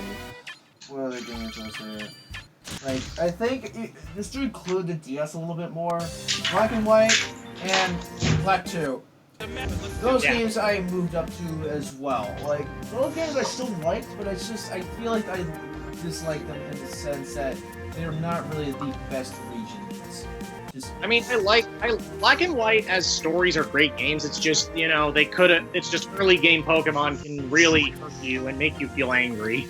right. Mm, It's just likewise. I didn't really like too much of the designs out of basically. Oh, there it is. over Region. 150. Yeah, it's the one that introduced the most Pokemon in one region. I just didn't like most of the designs though. I like the concept of Reshiram and Zekrom and fucking Kyurem fusing, and that shit was fucking amazing. So I like the concept of fusion. Dragon Ball Z. Nah, not Well, really. Well, there's a lot of things, but what's weird is that there's a lot of, you know, things about Black and White's designs that make more sense now that I'm actually able to look at them a bit more objectively. It's just a lot of the early game ones I think are the problems, primarily like Lightbird and Patrat are not exactly what I'd call good Pokemon. Yeah, especially speaking of Patrat, yeah, that was not a fun. That Pokemon's fucking weak. Yeah, it really was disappointing as a early game Pokemon. It's just, again, I'm a person who really, again, I really need to fucking play Black and White again and really get invested into it. It's just, I suck at the Unova region for some reason. Like, I'm pretty horrible at like the more story-driven Pokemon games because they're really difficult for me to get past all the text and shit. And I'm also a guy who got way too used to speedrunning X and Y and Omega Ruby and Alpha Sapphire. I speedrun those games constantly. It was ridiculous, trying to make new teams and shit. Yeah, it was a weird time, but whatever. Yeah, it was a jolly old weird time, motherfucker. Jelly. But for the most part, what other 3DS games can we think about? Ocarina of Time. Okay, Ocarina of Time. I didn't play Ocarina of that. Time. Going back to the GameCube for a minute, I also remember I had that Legend of Zelda's Collector Edition that you also had. Where it had every single Zelda game. Never like- Link to the Past. Yep, yeah, except for that. Like, you had essentially Ocarina of Time, Majora's Mask, and... The first two Zelda games. Yep, you also had the original Zelda game, you had... Link's Adventure. Link's Adventure, there you go. I did like Link's Adventure in some form of capacity, but at the same time, I didn't really like it too much, because I didn't explore it, that, and, Basically, the original one. it's basically Zelda plus Castlevania, and it's difficult as fuck. That is the best way I can put Zelda 2. If you like Castlevania / hard games with those kinds of elements, well, you'll probably enjoy them. Just hope you have the sanity for them. But anyways, Wait, Sanity? Oh no. if any of us with Eternal Darkness, Sanity, Requiem, but unfortunately we didn't. Yeah, the disappointing thing about the Collector's Edition of Legend of Zelda was the fact that you only had Wind Waker for about 20 fucking minutes! Motherfucker! It was a preview to Wind Waker. Can you blame them? I don't care! It was disappointing because I wanted to explore more, god damn it! Also, I like how we're both playing as Ganondorf right now, speaking of Zelda. Yeah, but except that basically... Oh, right, yeah, I can't tell you're using the Piccolo skin right now because I'm just kind of focusing on the game right now and I can't look at the stream. Oh shit! Ha! Anyway, You know, speaking of GameCube, But I actually, actually... what were you the gonna other say? thing I should have mentioned about the Wii though... You know, go ahead. Okay. Actually, no. Well, okay, how about this? I'll split you. I'll go to my GameCube stuff, and then you tell about your Wii, okay? I was also going to continue off of the, I was going to continue off the Wii for because I wanted to return back to that. This is something that happens. Alrighty, I'll be quick then. So, with my GameCube experience, it was sort of limited. That's why I did play the Sonic stuff, like Sonic 1, 3, and Beam Machine, even Pinball too. But I also played a little game called Pac-Man World 2. Oh, that's how you played that. Yeah, that's it. Why do you think that's actually, from what I can remember, one of the first, like probably one of my top first 5 games I've ever played. Nice. Along with Shadow the Hedgehog and I think Mario Sunshine I played for a bit too. Makes sense. Yeah. I think it's probably my 4th game I ever played. Anyways, so past that, and then even then with Pac-Man, I also played the GBA version, and also every time I got a chance to look for Pac-Man Memorabilia, I always got a chance. That makes sense. And then, yeah, my GameCube experience is honestly pretty limited. I didn't get the Smash Bros. Until Brawl, so that's all I really gotta say for GameCube. And then I'll get to my Kirby experience a little bit later. Well, actually, speaking of Kirby experience, that's actually a childhood game of mine was Kirby 64, believe it or not. Kirby 64 was the game that basically got me to become a Kirby fan, and then later on, I basically the games I did play were Kirby 64 and Kirby Superstar Ultra, and the awesomely underrated Air Ride. Oh god, I need to get that game. Though I did play it a little bit at a friend's house, I don't really know much about it. It's not an easy. It's got a bit of a weird learning curve, but it is fun. Like my friend X loves Air Ride. Like he's a gigantic Kirby fan. Again, you and X would. I feel like you and X would get along very well, Fyro. But I think we would. But he massively loves just the fucking Kirby series, and he's a big fan of the series to the point where he even has a fucking OC of Kirby that's pretty much the fucking dark gray and orange Kirby, and just gave it wings and named it Lurby. What's called Dark Steel Wing Lurby? Like what? I don't know. I'm gonna get edgy jokes right now, but anyways, yeah, Kirby. Yeah, and I shall return back to what I was going to previously say. Okay, I'll save my epic Kirby experience for when you're ready for it. Yeah. Okay. I want to return back to the Wii for a minute because I think I did forget. There's something I probably should have mentioned. Speaking of the Wii, or at least in this case, anyone remember my Pokemon Ranch? I do. That game. Don't. I do not care about anyone else's game. I love that fucking game. That was fucking good. I like the fact that it had a lot. I like the fact that it was something that gave you time and whatnot to just fuck around. It gave you legendary Pokemon like Mew. Actually, yeah, just to talk about that, you could get fucking Mew out of that game. And likewise, there's like only 2,000 weak shotguns. It was Basically, invest in it. Yeah, and you can just get a free Mew out of it. Which is kind of weird, but at the same time kind of awesome. Yeah, because, rarest fucking Pokemon, she only wants an egg point. That's actually pretty hilarious. It's hilarious, but man, that actually is good. Finally get a legendary that basically anyone else would want in the world. Yeah, definitely. Wow, that was a failed spike. I'm not gonna say much about my Pokemon experience for now, since actually I had never really gone to Black and White until Gen 6, a little after Oraz actually. No, wait, before Oraz, but still. Really enough, that's the same with me, actually, Fyro. Yeah, but I'll wait a bit on my experience with Pokemon. I actually still want to go back onto two more older nostalgia things, and then I can start making my transition over to more modern day consoles. Yeah, our modern day stuff is a weird little interesting thing that should be fun to talk about. Oh, you guys are gonna love hearing about my stuff. Same here. And Maybe. Right, so going back a little bit, just a short thing. That basically also around that time where I basically had the Wii Shop channel at my disposal, I also got fucking Smash 64. Still guys remember. It's good. Gonna fast forward just so we could get this quickly out of the way, but basically we had the 3DS at Smash. Glorious. Just glorious. And the fact being that it was basically, I was one of those people that got fucking Mewtwo first to the DLC. Yeah, Same here, actually. Amazing. I actually got randomly a flying from some random person. That is the reason why I basically still main Mewtwo this very day. Oh my gosh, here we go for Mewtwo. It's Mewtwo! Yeah, you know what? 7. let's return to something real quick. If anyone hasn't heard or really does not care, or I don't know.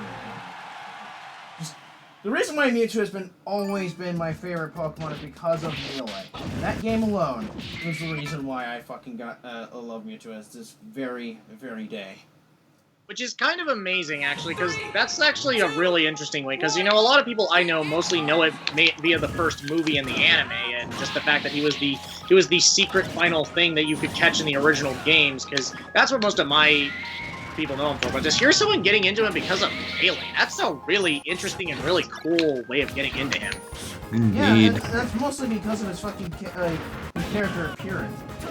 I played Melee when I was a fucking child, at the very least. Oh yeah. And it was glorious. When I fought against Mewtwo, man, as a child I thought he looked, first he looked freakish, and then so far later on in life, I like And then you finally learned what his character was, and it probably made it even better. Indeed. Because I also managed to watch the Pokemon as well. More recently, by the way. It's aged badly in some cases, but it still can be a good movie to have sometimes, especially if you're a Pokemon fan and you have time to just rip it. Just, dude, one thing out of this, just remember that fucking Pikachu scene. No matter what, no matter at age or whatever, you still feel bad for Pikachu. Oh yeah, definitely. I just feel bad for a lot of things in that movie. I mean, again, the movie isn't bad by any means. It's just I feel like it's not as good as, say, Pokemon movie 3, 5, and especially the Kyurem and especially the Lucario and Kyurem movies. Those bucket movies are still my favorites. Those last two in particular. Yeah. I don't know. I was never really that much into the movies. Movies were. Neither am I, but I did like Pokemon the first one. I mean, I will say this. It's just because like a few years ago when Oros and X and Y were coming out, I was really like when X and Y was coming out, I was getting really back into Pokemon, and let's just say the movies were never easier to get ever in my life, and I just thought, you know what, fuck it, let's just get these movies and watch them and see what I think. See if some of them have aged better than I remember them. Some have aged pretty badly, like, say, Pokemon 2000 in some cases, but in some cases, other movies were pretty damn good and still hold up, like Pokemon Heroes and Lucario and the Mystery Mew. You know, I have Smash Bros. The credit about a lot of stuff. I mean, to be fair, not other than what I can say, probably Sonic or Kirby, since, yeah, or hell, even Mario or Zelda. Maybe, I don't know. I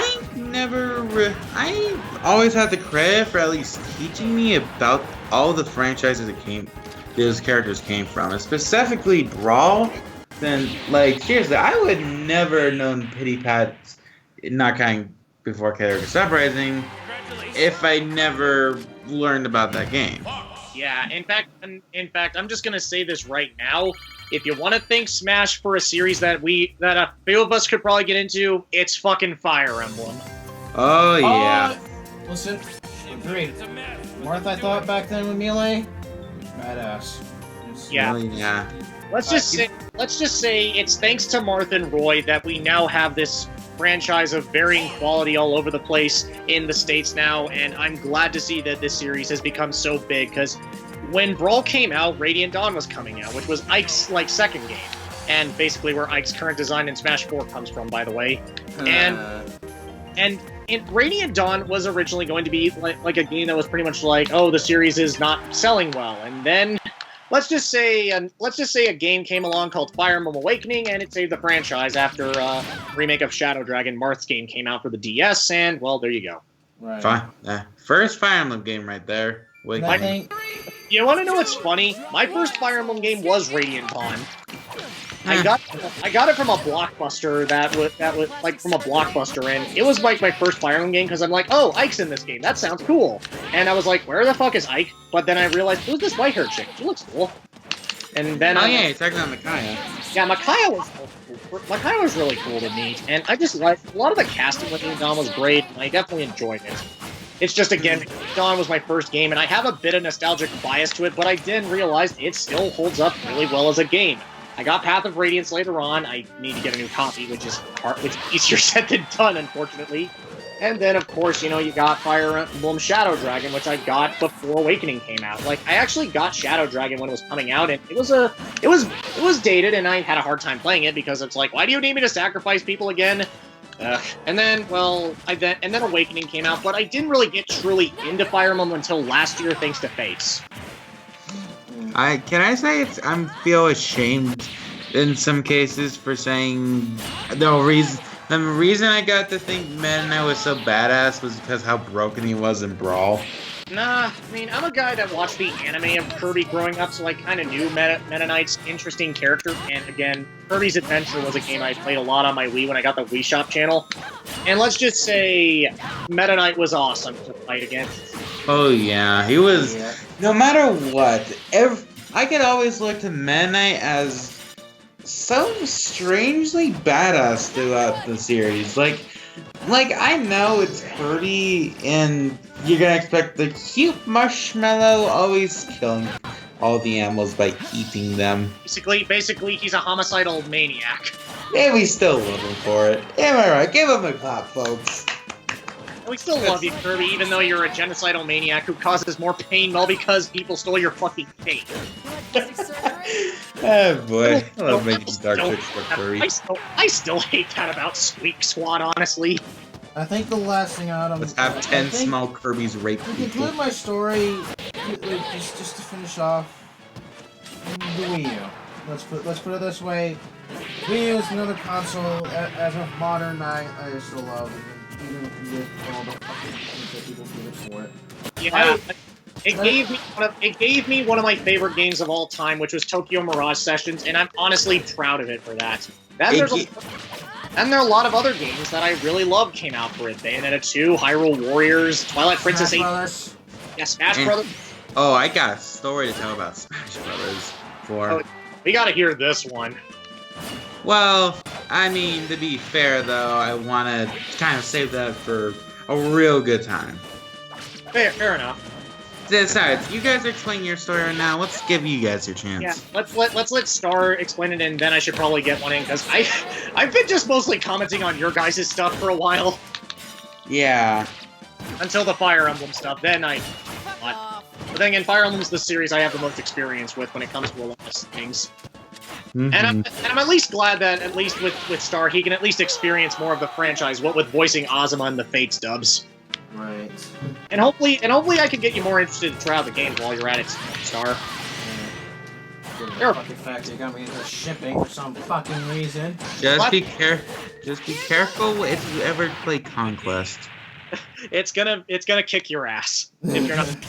And chapter 10 is a bullshit chapter. I would just say that. The chapter with the wall and Takumi is still worse. Alright, but yeah, along with the fact that likewise, Smash Brothers, you also Zombie U. Nintendo Land was, for some reason, I still like Nintendo Land. Like, even if I don't play it as much. Nintendo Land's a fun one. Yeah. Nintendo's a weirdly charming game, honestly. It is. It's like, I think it just has this strange grab. It's like, I feel sort of like Wii U Resorts. Switch Resorts. I don't like that. Yeah, except it's just in a different sense. It's just more Nintendo. Right. And I think, Anthony, like, after your story, we're gonna play 2 more matches, and I think it's time to call it a fucking night. It's like 5:26. It's 3:26 for I am. 2:26. Yeah. Oh, good lord. Yeah, we really gotta end it. Then again, I'm a guy who accidentally stayed up till like 4 o'clock because Persona 5. Okay, but anyways, what exactly is next on the list of stuff we need to talk about? I was gonna say that you wanted to talk about your stuff here, Anthony. I'm gonna do that. Alright.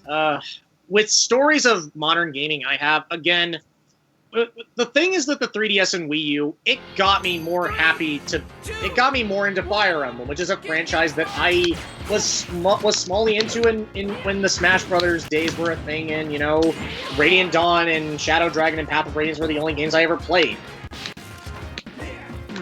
But then came Awakening, and I basically heard so much about this game. It's like Fire Emblem for the 3DS. It sounds really cool because they have so much in it. And I didn't even know the controversy about that game in general, because, well, this was before I met people like Jake and the Flamicon who know exactly the problems of being well, the Flamicon less so. He's not really so much of an elitist. It's more of a certain person who I refuse to name right now that's particularly famous for being a Fire Emblem elitist. And Fire Emblem was a series that I didn't really get into. I mean, I liked the games, it's just I didn't really get into them until 2016, when Fire Emblem Fates was coming out, because Fates was hyped when it was coming out. I was absolutely excited for that game, and I could not wait for it to come out, and when I got it, I loved it. I was loving every second of it. The mechanics, the fucking characters. I loved so much about Fates that it became one of my favorite games of all time, and it still is. While I do love Radiant, while I think Radiant Dawn is a better Fire Emblem game, I still think Fates still did more for me as a game, and actually was able to help me out of some slumps in my life, weirdly enough. Which leads me into another game that's related to this franchise that caused controversy back last year, the Mirage Sessions for the Wii U. Let's just say that game saved my life. It was a game that I needed. It reminded me why I loved RPGs. It was a game that just proved why I loved this franchise so much, and why both Shin Megami Tensei and Fire Emblem were important to me. And I just loved the characters, loved the story, loved the music, and just felt like it reminded me of why I loved video games and why I love these kinds of stuff in general. And it made me proud that I did start with the Tellius games and Shadow Dragon, because I got half the references to the Marth games when I first saw like half these characters, like Sheeta. Oh, that's Marth's wife. Or Drought. Oh, that's the armor guy from Shadow Dragon. Or Navarre. Oh, it's that guy. You know, it was fun seeing this stuff happen in front of me, and I felt nice being a big tribute to Fire Emblem and also feeling like a great Shin Megami Tensei RPG. And it really got me out of a slump because I was dating at the time, and I felt like I was at the lowest point of my life, and that game, weirdly enough, saved me and made me less depressed and made me happy to be a gamer again. It's a very long and complicated story, but I can also thank the Wii U for reinvigorating my interest in certain franchises. Again, Fire Emblem, since they have Blazing Sword and Sacred Stones and Shadow Dragon all on the Virtual Console, and I'm glad to see that these games are now purchasable, which is still making me wonder why we don't have any Tellius ports Nintendo, but I'm just blowing steam here. But with that series, and it also reinvigorated my interest in hack and slash with Bayonetta 2 and Hyrule Warriors. In fact, it made me want to pick up Dynasty Warriors 7 because Hyrule Warriors was such a fun game, and it made me want to pick up a Dynasty Warriors game again, which I'm actually now wanting to get Dynasty Warriors Gundam at some point. But for the most part, I just feel like the Wii U really reinvigorated my interest in consoles.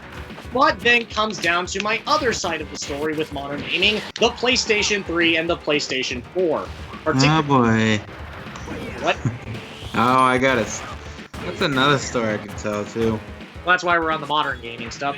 And the 3 and PS4 reinvigorated my love of fighting games. Let's just say Mortal Kombat 9, King of Fighters 13, Injustice Gods Among Us, Tekken Hybrid, BlazBlue, Continuum Shift Extend, Persona 4 Arena, and so many other fucking fighting games made me realize why I love this genre to begin with. It's a mess, but let's do it. Okay.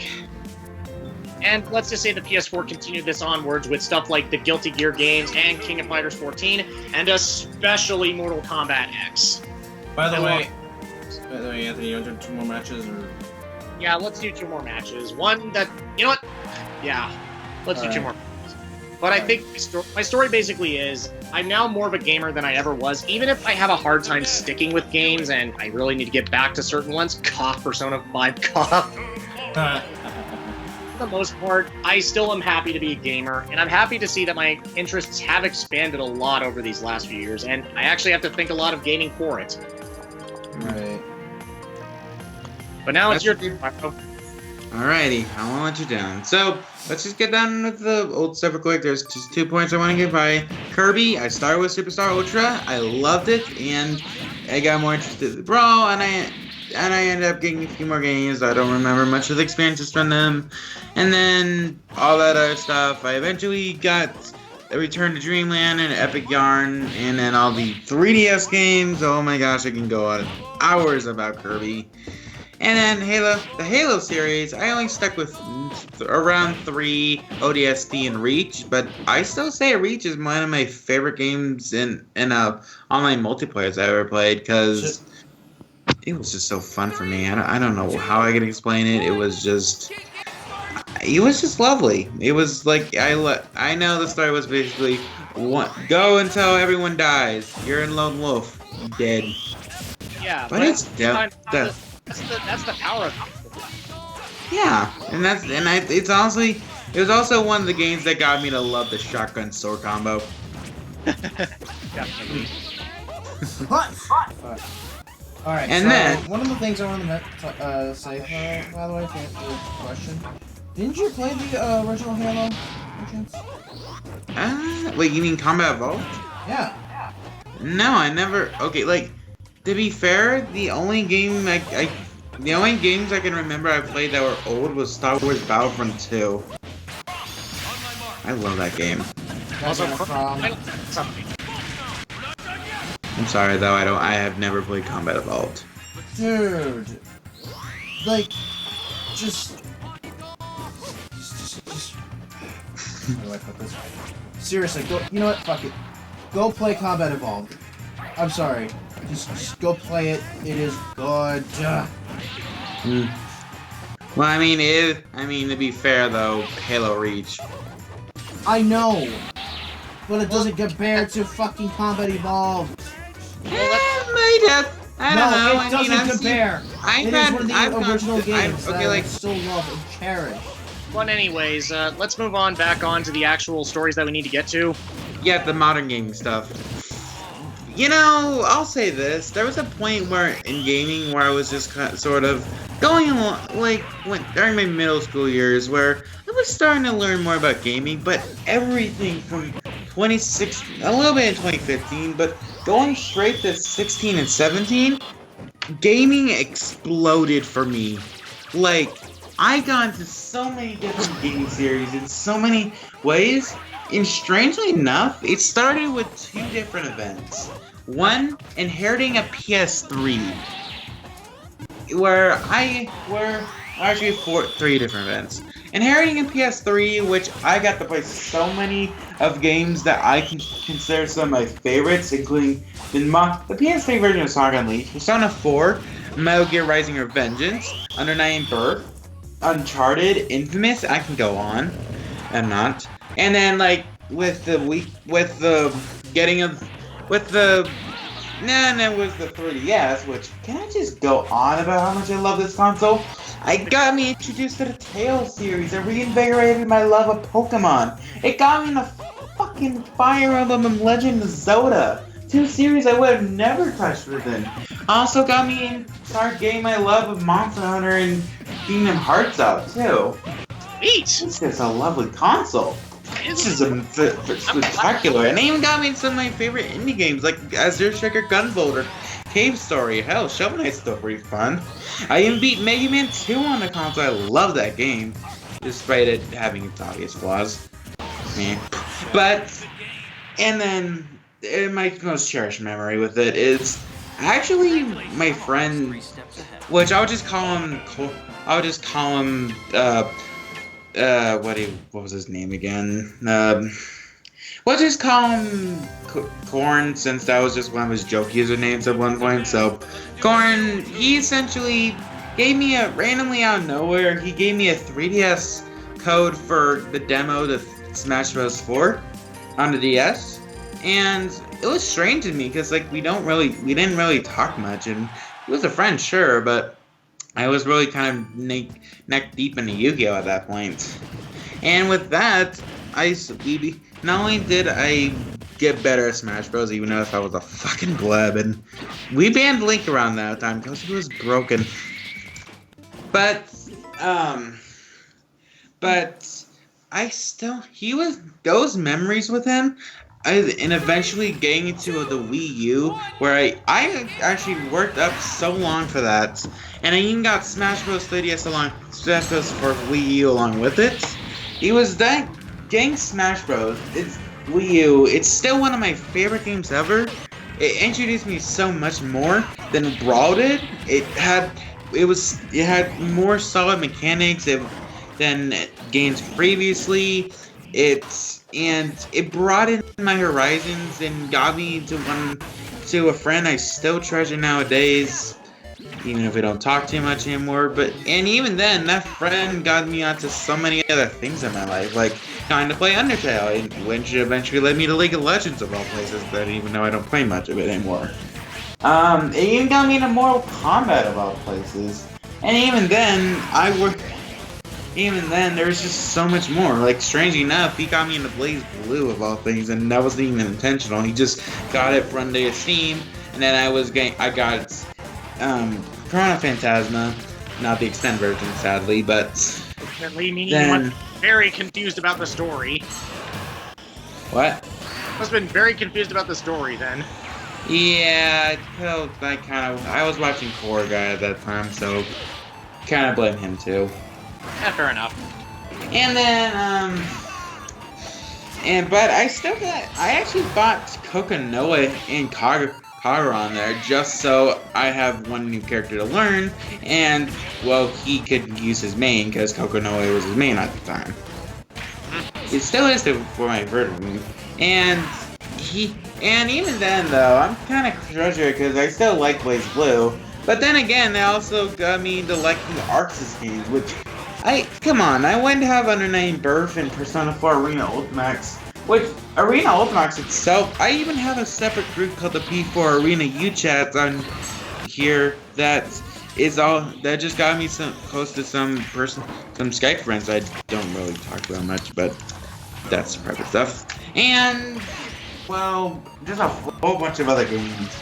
Then admittedly, my Wii U experience past Smash Bros. Is kind of limited, since I got Freedom Planet, I got Shantae and the Pirate's Curse, which both I beat, and then I got things like Pokken, Rayman Legends, Super Mario Maker. I beat Legend of Zelda and the wonderful one other. And by the way, the Legend of Zelda talked about Wind Waker because I love Toon Link. Yes. He's awesome. He's one of the most expressive, most innocent Links in the series. Really so. And then eventually, once my gamepad broke, and I eventually just started buying Wii games and more, and I got to play games like Castlevania Judgment, which is a severely underrated fighting game. Like, yeah, it's not I love that game, even if it isn't a great game, it's still fun and just, I still love pulling that game out every now and then just to have fun with it. Yeah, and then I got to re-experience games like Super Mario Galaxy. I got to re-experience the Wii version of Sonic Unleashed, and then I kind of realized, it's not, the PS3 version's still better. Yeah, and hell. And then I even got to try Okami, and I'm sorry, it was okay. It was just kind of disappointing. I find it okay. It's visually a very beautiful game and very nice. Does just, again, it's a very overhyped game for some people. Jeez, why are we bring up Josh Coachella tonight? Good. And then I of course played things like Mad World, which, can we just say fuck that wolf boss in Area 3 or 4? Fuck the shamans. But otherwise, I love the game, especially the Baron and the Final Bites. Definitely. Ain't No More Heroes 1 and 2. Fuck Jasper Bat Jr. Fuck New Destroy Man. Fuck Million Gunmen. Fuck Shinobu. But I love Mr. Sir Henry motherfucker. I think we can do one more. Yeah, I can go one. I can go a little more. And then eventually my PS4 experience, my PS4 experience, where it's more recent nowadays since I got it for Christmas, and didn't get to play it till the beginning of the year. But through that, I've gotten to play a few more games as well as some random other games. And in general, I still say it gave me one of my favorite games ever right now Persona 5. And I'm on New Game Plus with that game, and I love it to bits. Yeah. And, oh god, how long did I spend talking? You've been talking a bit. In fact, I think that's pretty much just what we've proven. We've proven how much we are as gamers and basically our lives and how we've been shaped from the games we've played growing up and where we went with them. And that's the best thing we can see about ourselves as gamers, is how much we've developed as not only people or gamers, but just the fact that of what connections we've made. Hell, half of the series I got into is because of people that inspired me to get into these franchises, and now I know so much more about these characters. Damn it. Yeah, God and- damn it, Anthony. With me, it's not my friend. I actually managed to get a friend that's been lasting a while, and even pulled me out of some really tough situations in my life. What the fuck? Due to me getting Smash Bros. That's a good reason why I can say Smash Bros. 4 still appeals to me as much as it does. Yeah, definitely. In fact, it's one of the things that me and my friend X still bond over a lot. Like, we played this, Mario Kart, and recently we just bond over a lot of things in general, and it's just good to see that we've been only getting closer ever since we started hanging out so much last year. Smash Bros. And this is why I still say Smash Bros. Is probably, right now, my favorite, or at least one of my favorite games. Because it just has that connection factor. It brought me some of my favorite, and sometimes least favorite, memories to look back on with it. And I'll even say this, without Smash 4, I probably wouldn't have gotten excited for a game that I still love to this day, which is, again, Fire Emblem Fates. Which, again, that game is very dear to me for some reason. I don't know why. I just know it is a very dear game to me, and I still love it, even if I know that there are objectively better Fire Emblem games. you know when it got me as far as I am into media today, not only as knowledgeable in gaming as I can be, but also just more knowledgeable as a person, where learning more about the stories that one's built, or the or writing, or how things work. You get a totally different person about Smash Bros. Yeah, exactly. And I can just say that I love Smash Bros. And that's why I'm glad that we are getting, and that's why I'm glad that this game exists now, and I'm glad that the series has grown this big over the years, and how much it's influenced not only us as gamers, but probably thousands, if not hundreds of thousands of more people. Or even millions. Yeah, exactly. That's what I'm glad to be a gamer, and I'm glad to basically say, fuck yeah, I lost that for good reason. You lost. Yep. Rock Mr. Game & Watch. Mr. Game & Watch. Dun dun dun dun dun dun dun dun dun dun dun dun dun dun. Weirdly enough, my favorite saying of Mr. Game & Watch's name was weirdly enough the Melee version. That one was always my favorite way of saying his name. Yeah. What? How'd it go? Mr. Game & Watch. Mr. Game & Watch. Okay, I think that'll call us a night. Yeah. That was fun, guys, and that was just fun to look back on our memories. And I learned a bit about you guys too. With I got to learn more about Star's experience with Pokemon and Mewtwo and all that other stuff. And seriously, I will try Combat Evolved at some point. You wait. And Anthony, I got to learn about just a lot more about you in general. Yeah, and just how much things seem to influence me. And again, if we talked about anime, that's a whole big ass thing I could talk about for hours. But that's not a big deal. Alright, Oh, so anime to is- cap off real yeah. quick. So someone asked me in the chat, hey, can I play or something? Next time we'll probably play Smash again, and then I think maybe a little bit of Cards Against Humanity, and following after that, maybe Game Off. Like I hope don't we know. don't. Yeah.